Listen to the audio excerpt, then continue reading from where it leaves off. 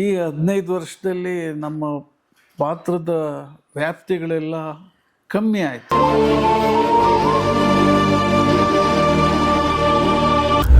ಸ್ವಚ್ಛ ವ್ಯಕ್ತಿತ್ವದ ಹೃದಯವಂತ ವ್ಯಕ್ತಿ ಅಂತ.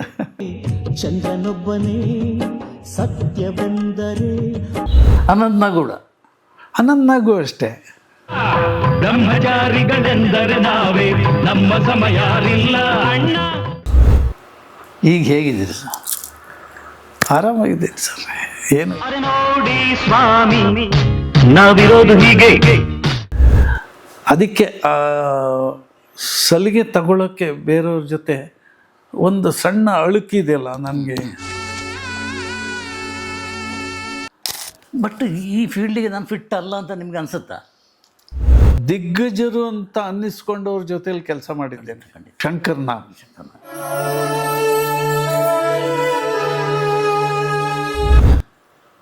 50 ಥರ, ಒಂದು 4 ಥರ ಕೂತ್ಕೋಬೋದು, ಒಂದು 5 ಥರ ಕೂತ್ಕೋಬೋದು. 50 ಥರ ಕೂತ್ಕೊಳ್ಳೋದು ಅಂದರೆ ಮಾತೈತಿದ್ರೆ 600-700 ಸಿನಿಮಾ ಮಾಡಿದ್ದೀನಿ ಅಂತೇಳಿ ಹೇಳ್ತಿದ್ದಾರೆ. ದುಡ್ಡು ಮಾಡಿಲ್ವ ಸರ್?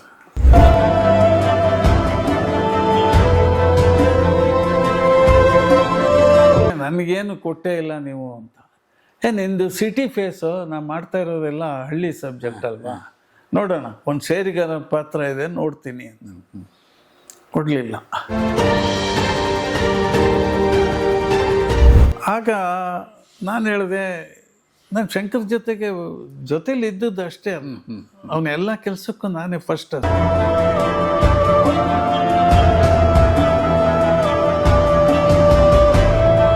ಈವನ್ ಮಾಲ್ಗುಡಿ ಡೇಸ್ಗೆ ನಾನು ಫಸ್ಟ್ ಅಸೋಸಿಯೇಟ್. ಶಂಕರ್ನಾಗ್ ಮಿಸ್ ಆಗಿದೆ ಅಂತ ಈಗಲೂ ಅನ್ಸಲ್ಲ? ತುಂಬ ಅನಿಸ್ತು ಅಲ್ವಾ?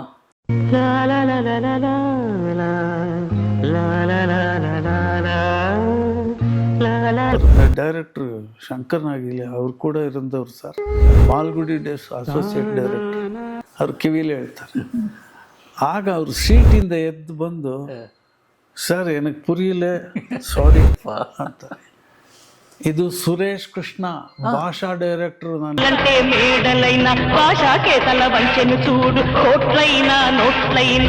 ಈ ಶಂಕರ್ ಹೋದ್ಮೇಲೆ ನಿಮಗೆ ತುಂಬ ಆಧಾರವಾಗಿದ್ದು ವಿಷ್ಣುವರ್ಧನ್. ಆಗ್ಲೇ ಬೇಸಿಗೆ ಆಗಿತ್ತು. ನಿನ್ಗೆ ಯಾಕೆ ಬೇಕೋ ಊರು ಸಾಬ್ರಿ? ದರ್ಶನ್ ಜೊತೆ ಮಾಡಿದೆ. ಒಂದು 13 ಸಿನಿಮಾನ ಮಾಡಿದ್ದೀನಿ. ವಿಜಯ್ ಅಂತ ಒಬ್ಬ ಹೀರೋ ಎಲ್ಲೋ ಕೂತ್ಕೊಂಡಿದ್ದಾರೆ ಈಗ. ಸರ್ ಯಾರಿಗೂ ಆ ಥರ ಪದವಿ ಸಿಕ್ಕಲ್ಲ ಸರ್. ಊರಿಗೆ ಇವನು ಚಿನ್ನದ ಕಳಶ.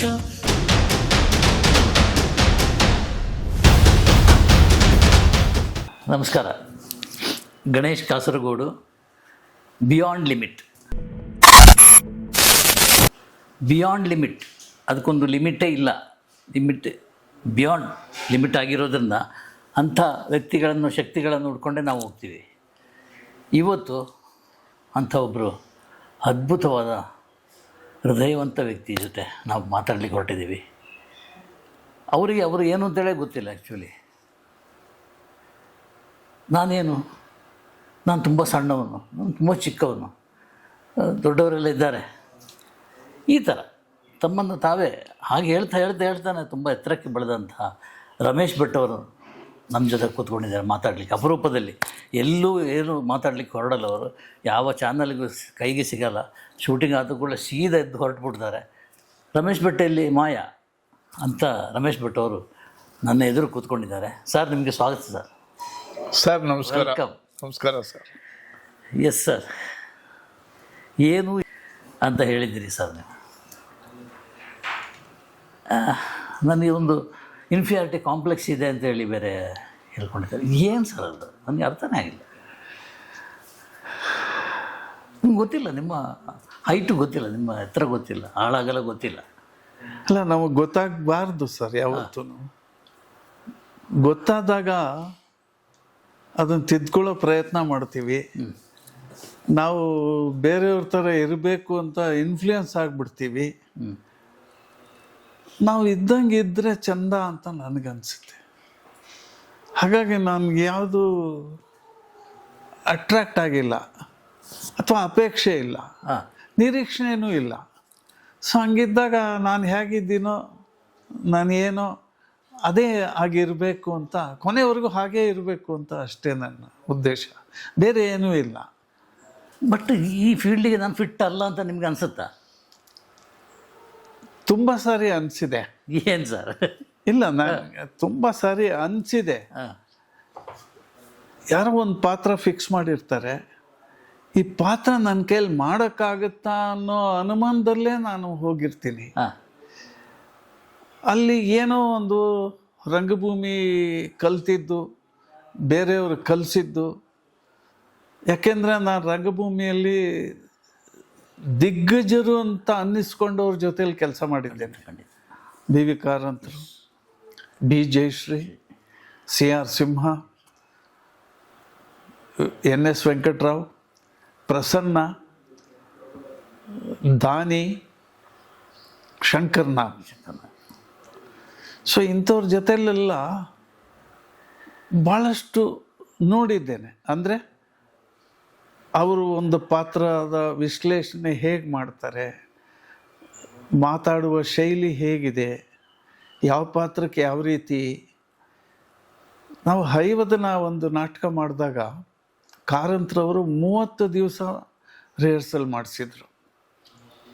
ಸುಮಾರು ಒಂದು 50 ಥರ ಕೂತ್ಕೊಳ್ಳೋದನ್ನು ತೋರಿಸಿದ್ದಾರೆ. ಓಕೆ. ಹಾಂ 50 ಥರ.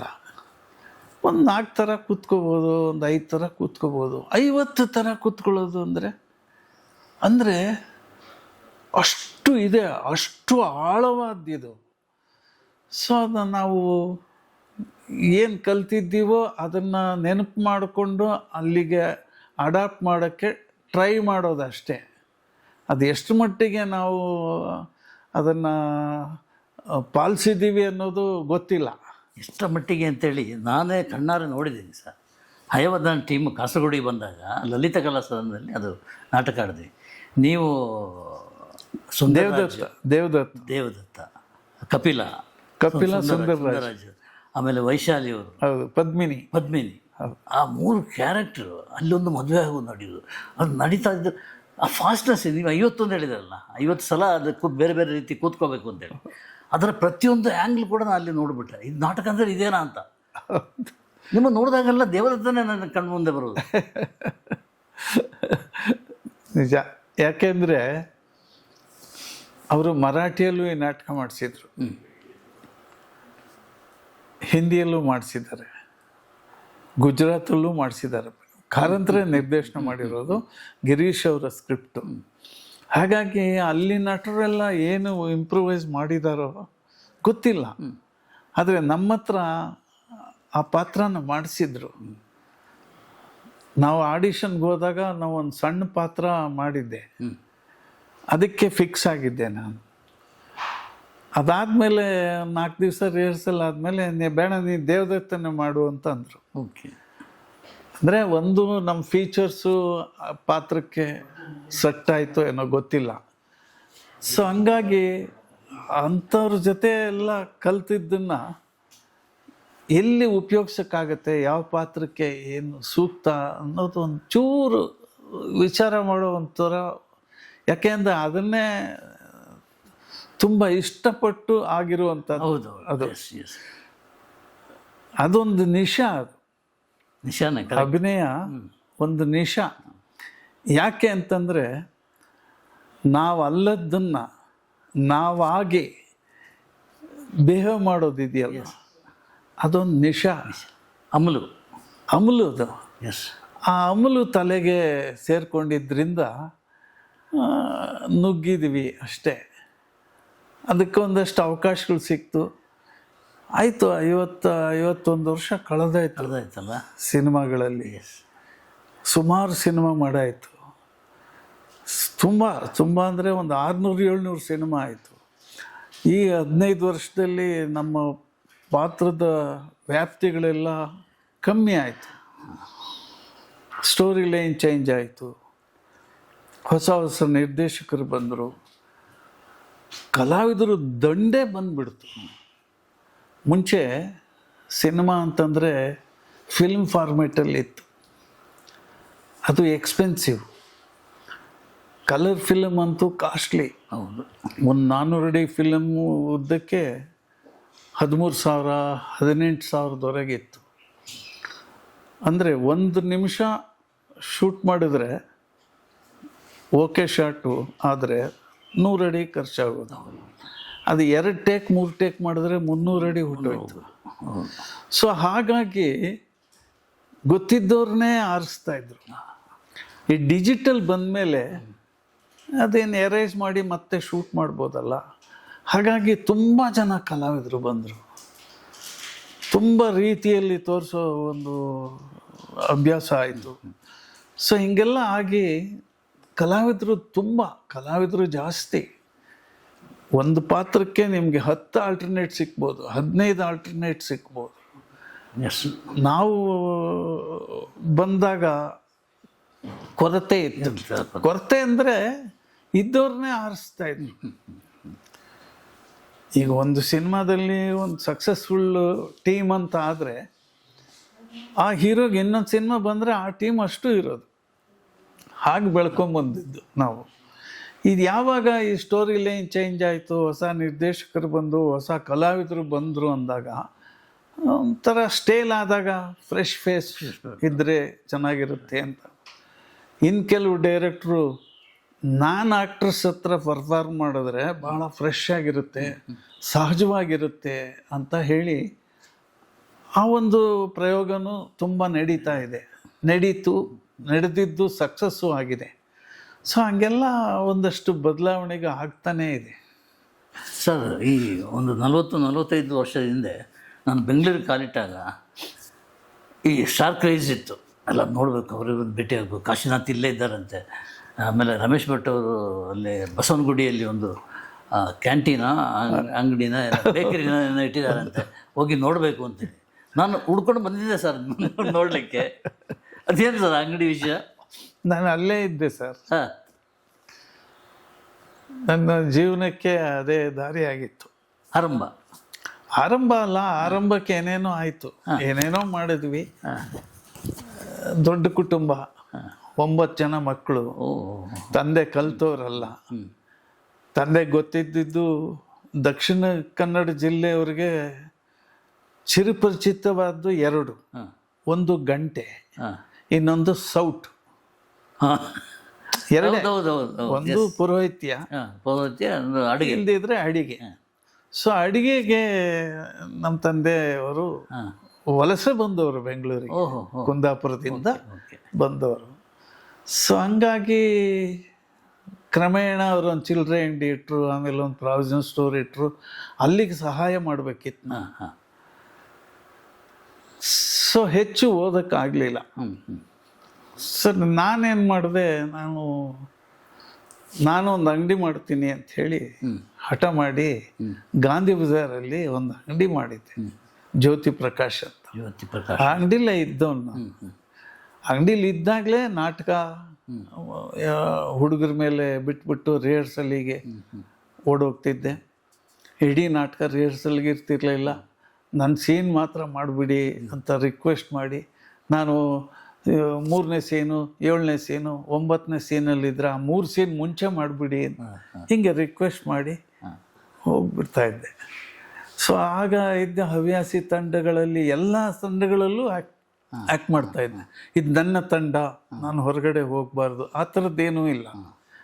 ನಾಟಕಕ್ಕೆ ಮಾತ್ರ ಕಮಿಟ್ಮೆಂಟ್, ತಂಡಕ್ಕೆ ಕಮಿಟ್ಮೆಂಟ್ ಅಲ್ಲ.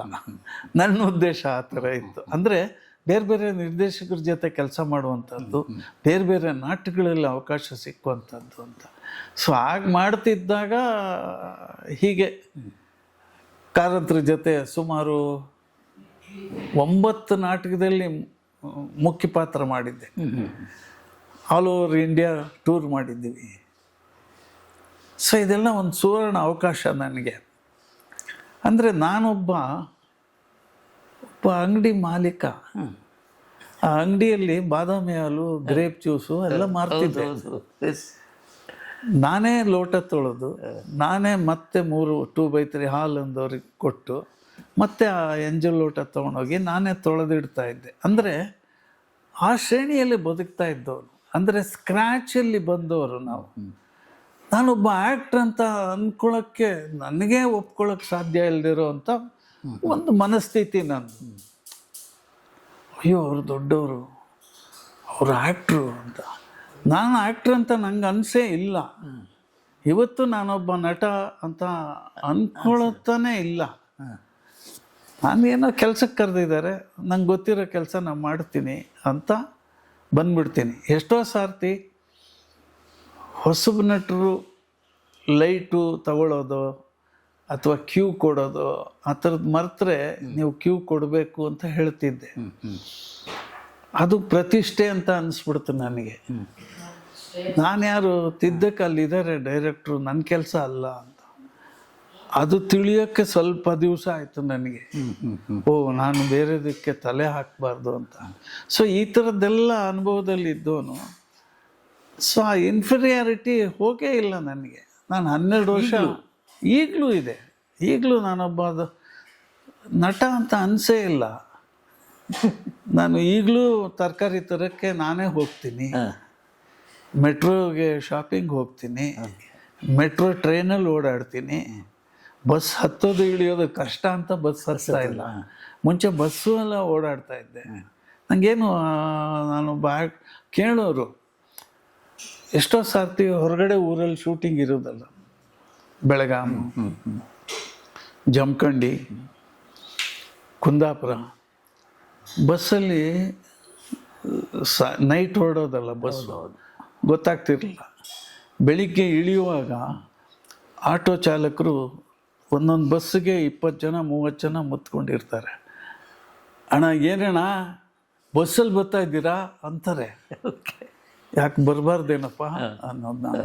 ಏನಣ್ಣ ನೀವು ಏನಣ್ಣ ಬನ್ನಿ ಕೂತ್ಕೊಳ್ಳಿ ಅಂತ. ಪೇಮೆಂಟ್ ತಗೊಳ್ತಾ ಇರಲಿಲ್ಲ. ಅಂದರೆ ಅವರೊಂದು ಗೌರವ ತೋರಿಸೋದು, ಅಭಿಮಾನ ಗೌರವ ತೋರಿಸೋದು. ನನಗೆ ಆ ಥರದ್ದು ಅನಿಸ್ಲೇ ಇಲ್ಲ. ಏನು ನನಗೆ ಹಿಂಗಂತಾರೆ, ನಾನು ಕಾರಲ್ಲೇ ಓಡಾಡಬೇಕು, ಇನ್ಯಾರು ಕೇಳಿದ್ರೆ ಅದು ಅವಮಾನ ಅಂತ ನಂಗೆ ಅನಿಸೇ ಇಲ್ಲ, ಯಾವತ್ತೂ ಅನಿಸಿಲ್ಲ. ಅಂದರೆ ಯಾವ ಶ್ರೇಣಿಯಲ್ಲಿ ಇದ್ದೀವೋ ಆ ಶ್ರೇಣಿಯಲ್ಲೇ ಇರಬೇಕು ಅನ್ನೋದು ಬಿಟ್ಟರೆ ಬೇರೆ ಏನೂ ಇಲ್ಲ. ಈ ಕಾಡು ಸಿನಿಮಾದ ಬಗ್ಗೆ ಸ್ವಲ್ಪ ಇದು ಹೇಳಿ ಸರ್. ಸ್ವಲ್ಪ ನೀವು ಅದು ಹೇಗೆ ಒಪ್ಕೊಂಡಿರ್ತೀರ? ಯಾವುದು ಕಾಡು? ಕಾಡು ನಾನು ಮಾಡಿ ಕಾಡು ಮಾಡಿಲ್ಲ. ಅಂಬಚೂರಿನ ಪೋಸ್ಟ್ ಆಫೀಸ್. ಅಂಬಚೂರಿನ ಪೋಸ್ಟ್ ಆಫೀಸು ಕಾರಂತರು ಸಿನಿಮಾ ಶುರು ಮಾಡಿದ್ರು, ಚೋಮಂದುಡಿ ಮಾಡಿದರು. ಆಗ ನಮ್ಮ ನಾಟಕದಲ್ಲಿ ಮಾಡ್ತಿದ್ದವ್ರೆ ಸುಮಾರು ಜನ ಪಾತ್ರ ಮಾಡಿದರು. ನನ್ನೊಬ್ಬನಿಗಿಲ್ಲ. ನನಗೆ ಇಲ್ಲ ಅನ್ನೋದು ಸಂಕಟ ಇಲ್ಲ, ಯಾಕೆಂದರೆ ಅಂಗಡಿ ಬಿಟ್ಟು ನಾನು ಶೂಟಿಂಗ್ ಹೋಗೋಕೆ ಆಗ್ತಿರ್ಲಿಲ್ಲ. ಆದರೆ ನಾಟಕ ನೋಡೋಕ್ಕೆ ತುಂಬ ಅಭಿಮಾನಿಗಳಿದ್ರು ಆವಾಗ. ನನಗೂ ಅಭಿಮಾನಿಗಳಿದ್ರು. ಏನು ಸಾರ್ ಕಾರಂತರು ನಿಮ್ಮನ್ನೇ ಕರೆದಿಲ್ಲ, ನಿಮ್ಮ ಹೆಸರೇ ಇಲ್ಲ ಅಂತ. ನಾನು ಒಂದು ದಿವಸ ಮೇಷ್ಟ್ರಿಗೆ ಕೇಳಿದೆ. ಮೇಷ್ಟ್ರೆ ಅಂತ ಇದ್ದಿದ್ದು, ಕಾರಂತರಿಗೆ ಮೇಷ್ಟ್ರೆ ಅಂತಲೇ ಕರೆಯೋದು. ಮೇಷ್ಟ್ರೆ ನನಗೇನು ಕೊಟ್ಟೇ ಇಲ್ಲ ನೀವು ಅಂತ. ನಿಂದು ಸಿಟಿ ಫೇಸು, ನಾನು ಮಾಡ್ತಾ ಇರೋದೆಲ್ಲ ಹಳ್ಳಿ ಸಬ್ಜೆಕ್ಟ್ ಅಲ್ವಾ, ನೋಡೋಣ ಒಂದು ಸೇರಿಗಾರ ಪಾತ್ರ ಇದೆ ನೋಡ್ತೀನಿ ಅಂತ. ಕೊಡಲಿಲ್ಲ. ಅಲ್ಲ, ಕೊಡಲಿಲ್ಲ ಅನ್ನೋದು ದೂಷಣ ಅಲ್ಲ, ನಂಗೆ ಸಿಕ್ಕಲಿಲ್ಲ ಅಷ್ಟೇ. ನಾನು ಬ್ಯುಸಿ ಇದ್ದೆ, ಅಂಗಡಿ ನಡೆಸ್ತಾ ಇದ್ದೆ, ಅಂಗಡಿಯಲ್ಲಿ ವ್ಯಾಪಾರ ಚೆನ್ನಾಗಿತ್ತು. ನಾನೇನು ಅದ್ರ ಬಗ್ಗೆ ಜಾಸ್ತಿ ಯೋಚನೆ ಮಾಡಿರಲಿಲ್ಲ. ನಮ್ಮ ನಾಣಿ BN ನಾಣಿ, ನಮ್ಮ ಸುಧಾ ಬೆಳವಾಡಿ, ಪ್ರಕಾಶ್ ಬೆಳವಾಡಿ ಅವರ ತಂದೆಯವರು, ಅವ್ರ ಇಡೀ ಫ್ಯಾಮಿಲಿ ನಾಟಕಕ್ಕೆ ಸೀಮಿತ ಆದವರು. ಕಲೆ ಪ್ರಾಕಾರಕ್ಕೆ ಇಡೀ ಫ್ಯಾಮಿಲಿ. ಪ್ರಕಾಶ್ ಬೆಳವಾಡಿ, ಪ್ರದೀಪ್ ಬೆಳವಾಡಿ, ಸುಧಾ ಬೆಳವಾಡಿ, ಸುಜಾತ ಮಾತ್ರ ಒಂದು ದೊಡ್ಡ ಮಗಳು, ಅವಳು ಪೂನಲ್ಲಿದ್ದಾಳೆ, ಅವಳು ಲೈನ್ ಬೇರೆ. ನಾಣಿಯವರು ಬಂದರು. ಒಂದು 5-6 ದಿವಸ ಬಿಡು ಮಾಡ್ಕೊಳ್ಳೋ ಅಂದರು. ಯಾಕೆ ನಾಣಿ ಅಂದೆ. ಒಂದು ಸಿನಿಮಾ ಇದೆ, ನೀನು ಬಾರೋ, ಲಾಲ್ಬಾಗಲ್ಲಿ ಮೀಟಿಂಗು ನಾಡಿದ್ದು, ಬಂದ್ಬಿಡು ಒಂದು ಅರ್ಧ ಗಂಟೆ. ಸರ್ ಬರ್ತೀನಿ ಅಂದೆ. ಅಲ್ಲಿ ಹೋದಾಗ N. ಲಕ್ಷ್ಮೀನಾರಾಯಣ್, ಒಂದು ಪ್ಲೇ ಬಾಯ್ ರೋಲ್ ಇದೆ, ನೀವು ಮಾಡೋ ಚೆನ್ನಾಗಿ ಕಂಡ್ಯಾ ನೀನು ಅಂತ. ಸರಿ ಅಂತ ಒಪ್ಕೊಂಡೆ. ಹಂಗಾಗಿ ಹೋಗಿದ್ದೆ ಅಷ್ಟೇ. ನಾನೇ ಆಸೆ ಪಟ್ಟು ಸಿನಿಮಾಗೆ ಹೋಗ್ಬೇಕು ಅಂತ 10 ಕಡೆ ನನ್ನ ಫೋಟೋ ತೊಗೊಂಡೋಗಿ ಆಡಿಷನ್ಗೆ ಹೋಗಿ ಎಲ್ಲ ಏನಿಲ್ಲ. ಯಾಕೆಂದರೆ ನಾಣಿಗೆ ನನ್ನ ಬಗ್ಗೆ ಗೊತ್ತಿತ್ತು. ಹೇಗೆ ಗೊತ್ತಿತ್ತು ಅಂದರೆ, ರವಿ ಕಲಾವಿದರು ಅಂತ ಒಂದು ಸಂಸ್ಥೆ ಇತ್ತು, ಹವ್ಯಾಸಿ ತಂಡ. ಅವರು ವರ್ಷಕ್ಕೊಂದು ನಾಟಕದ ಕಾಂಪಿಟೇಷನ್ ಮಾಡೋರು. ಕರ್ನಾಟಕದಿಂದ ಒಂದಷ್ಟು ನಾಟಕಗಳು ಬರೋದು ಕಾಂಪಿಟೇಷನ್ಗೆ. ಆ ಥರದಲ್ಲಿ ನಾನು ಒಂದು ನಾಟಕ ಮಾಡಿದ್ದೆ. ನಾ ಡಿಸೋಜ ಅವರದ್ದು ದೇವರಿಗೆ ದಿಕ್ಕು ಅಂತ ಒಂದು ನಾಟಕ. ಇನ್ನೂ ನಾನು ಹೈಸ್ಕೂಲು SSLC ಓದ್ತಾ ಇದ್ದೆ. ಕುಸುಮ ಕಲಾವಿದರು ಅಂತ ನಾವೇ ಹುಡುಗರು ಒಂದು ತಂಡ ಮಾಡ್ಕೊಂಡಿತ್ತು. ಆ ತಂಡದಿಂದ ದೇವರಿಗೆ ದಿಕ್ಕು ನಾಟಕ ಮಾಡಿದ್ವಿ. ಆ ನಾಟಕಕ್ಕೆ ಬಹುಮಾನ ಬಂತು. ಬೆಸ್ಟ್ ಡೈರೆಕ್ಷನ್ನು, ಬೆಸ್ಟ್ ನಾಟಕಕ್ಕೆ ಬಹುಮಾನ ಬಂತು. ನಾಣಿಯವರು ಜಡ್ಜ್ ಆಗಿದ್ದರು. ಅವರು ಕರೆದ್ರು, ನಮ್ಮ ಹಿಸ್ಟ್ರಿಯಾನಿ ಕ್ಲಬ್ ಅಂತ ಇದೆ ನ್ಯಾಷನಲ್ ಕಾಲೇಜಲ್ಲಿ, ನೀನು ಸುಂದ್ರೋಪ್ ಸುಂದ್ರು ಅಂತ ಒಂದು ನಾಟಕ ಮಾಡ್ತಾ ಇದ್ವಿ, ಪರ್ವತವಾಣಿ ಅವ್ರದ್ದು. ಅದರಲ್ಲಿ ಸುಂದ್ರು ಪಾಠ ಮಾಡೋಕ್ಕೆ ಅವನು ಅಮೇರಿಕಾಗೆ ಕೊಟ್ಟೋಗಿದ್ದಾನೆ. ಅವನಿಲ್ಲದೆ ಪಾತ್ರ ಆ ನಾಟಕ ಮಾಡೋಕ್ಕಾಗ್ತಿಲ್ಲ, ನಿನ್ಗೆ ಆ ಪಾತ್ರ ಸೂಟ್ ಆಗುತ್ತೆ ಮಾಡು ಅಂತ. ನಾನು ಹೇಳಿದೆ, ನಮ್ಮ ಮನೇಲಿ ಬೈತಾರೆ ಸರ್, ಬರೋಕ್ಕೆ ಕಷ್ಟ ಸರ್ ನನಗೆ. ನಾನು ಸ್ಕೂಲ್ ಆದಮೇಲೆ ಅಪ್ಪಂಗೆ ಸಹಾಯ ಮಾಡಬೇಕಿತ್ತು ಅಂಗಡೀಲಿ. ಅವರು ಬೈತಾರೆ, ಬೇಡ. ಅವರೊಂದು ಮಾತು ಹೇಳಿದರು, ನೋಡು, ಇಷ್ಟ ಇರೋದನ್ನು ಬಿಡಬಾರ್ದು. ನಿನಗಿದೆ, ಒಂದು ಮೊದಲು ಬೈತಾರೆ, ಆಮೇಲೆ ಅವಮಾನ ಮಾಡ್ತಾರೆ, ಆಮೇಲೆ ಒಂದು ದಿವಸ ನಿಂಗೆ ಸನ್ಮಾನ ಸಿಗುತ್ತೆ, ನೀನು ಮಾಡು. ನಂಗೆ ರಿಹರ್ಸಲ್ಗೆ ಬರೋದು ಕಷ್ಟ. ನೀನು ಯಾವತ್ತು ಬರ್ತೀಯ ಆವತ್ತೇ ರಿಹರ್ಸಲ್. ಒಟ್ನಲ್ಲಿ ಆ ನಾಟಕಕ್ಕೆ ಎಲ್ಲರೂ ಇದ್ದಾರೆ, ಆ ಸುಂದರ ಪಾತ್ರಕ್ಕಿಲ್ಲ, ನೀವು ಮಾಡು. ಆಗ ಪರಿಚಯ ಆಗಿದ್ರು ಅವ್ರು ಚೆನ್ನಾಗಿ. ಜಡ್ಜ್ ಆಗಿದ್ರಲ್ಲ, ಆಗ ಪರಿಚಯ ಆದವರು. ಆಮೇಲೆ ಅಲ್ಲೇ ಪಕ್ಕದಲ್ಲಿ ಅಂಗಡಿ ಆಯಿತು, ಅದಾಯಿತು, ಇದಾಯಿತು, ಎಲ್ಲ ನಡೆದೋಯ್ತು. ಆಗಿನ ಪರಿಚಯ ಆಗ ಸಿನಿಮಾಗೆ ಕರೆಯೋದಕ್ಕೆ ಅವಕಾಶ ಆಯಿತು. ಅದು ಮಾಡಿದ್ಮೇಲೆ ಭರಣ ಡೈರೆಕ್ಟ್ರ್ ಆದರು, ನಮ್ಮ TS ರಂಗ ಡೈರೆಕ್ಟ್ರ್ ಆದರು. ಅವ್ರ ಸಿನಿಮಾಗಳಲ್ಲಿ ಒಂದೊಂದು ಪಾತ್ರ ಕೊಟ್ಟರು. ಚಿಕ್ಕದು 2 ದಿವಸ 3 ದಿವಸಕ್ಕೆ ಹೋಗ್ಬೋದು. ಒಂದು ಫಿಲ್ಮ್ ನೀವು ಡೈರೆಕ್ಟ್ ಮಾಡಿದ್ದೀರಿ, ಪರಮೇಶಿ ಪ್ರೇಮ್ ಪ್ರಸಂಗ. ಹೌದು. ಅದು ಹೆಂಗೆ ದಿಢೀರ್ ಆ್ಯಕ್ಟಿಂಗ್ ಮಾಡೋಲ್ಲಿಂದ ದಿಢೀರಂತ? ಇಲ್ಲ, ಅದು ಶಂಕರ್ ಜೊತೆಲೇ ಇದ್ನಲ್ಲ. ಶಂಕರ್ಗೆ ಒಂದು ಯೋಚನೆ ಇತ್ತು. ಅಂದರೆ ಭರಣ ಹತ್ರ ಮಕ್ಕಳಿರಲ್ಲ, ಮನೆ ತುಂಬ ನಾಟಕ ಮಾಡಿಸಿದ್ರು, ಇನ್ನೊಂದು ಮಾಡಿದ್ರು. ನಮ್ಮ ಆಕ್ಸಿಡೆಂಟಲ್ಲಿ ಅವನು ಆ್ಯಕ್ಟ್ ಮಾಡ್ದ ಭರಣ. ಆಗ ನಾನು ಹೇಳಿದೆ, ನಾನು ಶಂಕರ್ ಜೊತೆಲಿ ಇದ್ದದ್ದು ಅಷ್ಟೇ. ಅವನೆಲ್ಲ ಕೆಲಸಕ್ಕೂ ನಾನೇ ಫಸ್ಟ್ ಅಸೋಸಿಯೇಟ್. ಈವನ್ ಮಾಲ್ಗುಡಿ ಡೇಸ್ಗೆ ನಾನು ಫಸ್ಟ್ ಅಸೋಸಿಯೇಟ್. Okay okay. ನನಗೆ ಹಿಂದಿ ಬರಲ್ಲ, ಇಂಗ್ಲೀಷ್ ಬರಲ್ಲ, ಬರುತ್ತೆ ಹರ್ಕು ಮುರ್ಕು, ಆದರೂ ನೀನು ಇರಲೇಬೇಕು ಅಂತ. ಯಾಕೆಂದರೆ ನಂಗೆ ಒಂದು ಸಾರ್ತಿ ಅವ್ನು ಕನ್ನಡದಲ್ಲಿ ಕತೆ ಹೇಳಿಬಿಟ್ರೆ ಅದಕ್ಕೇನು ಬೇಕೋ ಅದಷ್ಟು ನಾನು ರೆಡಿ ಮಾಡಿಬಿಡ್ತಾಯಿದ್ದೆ.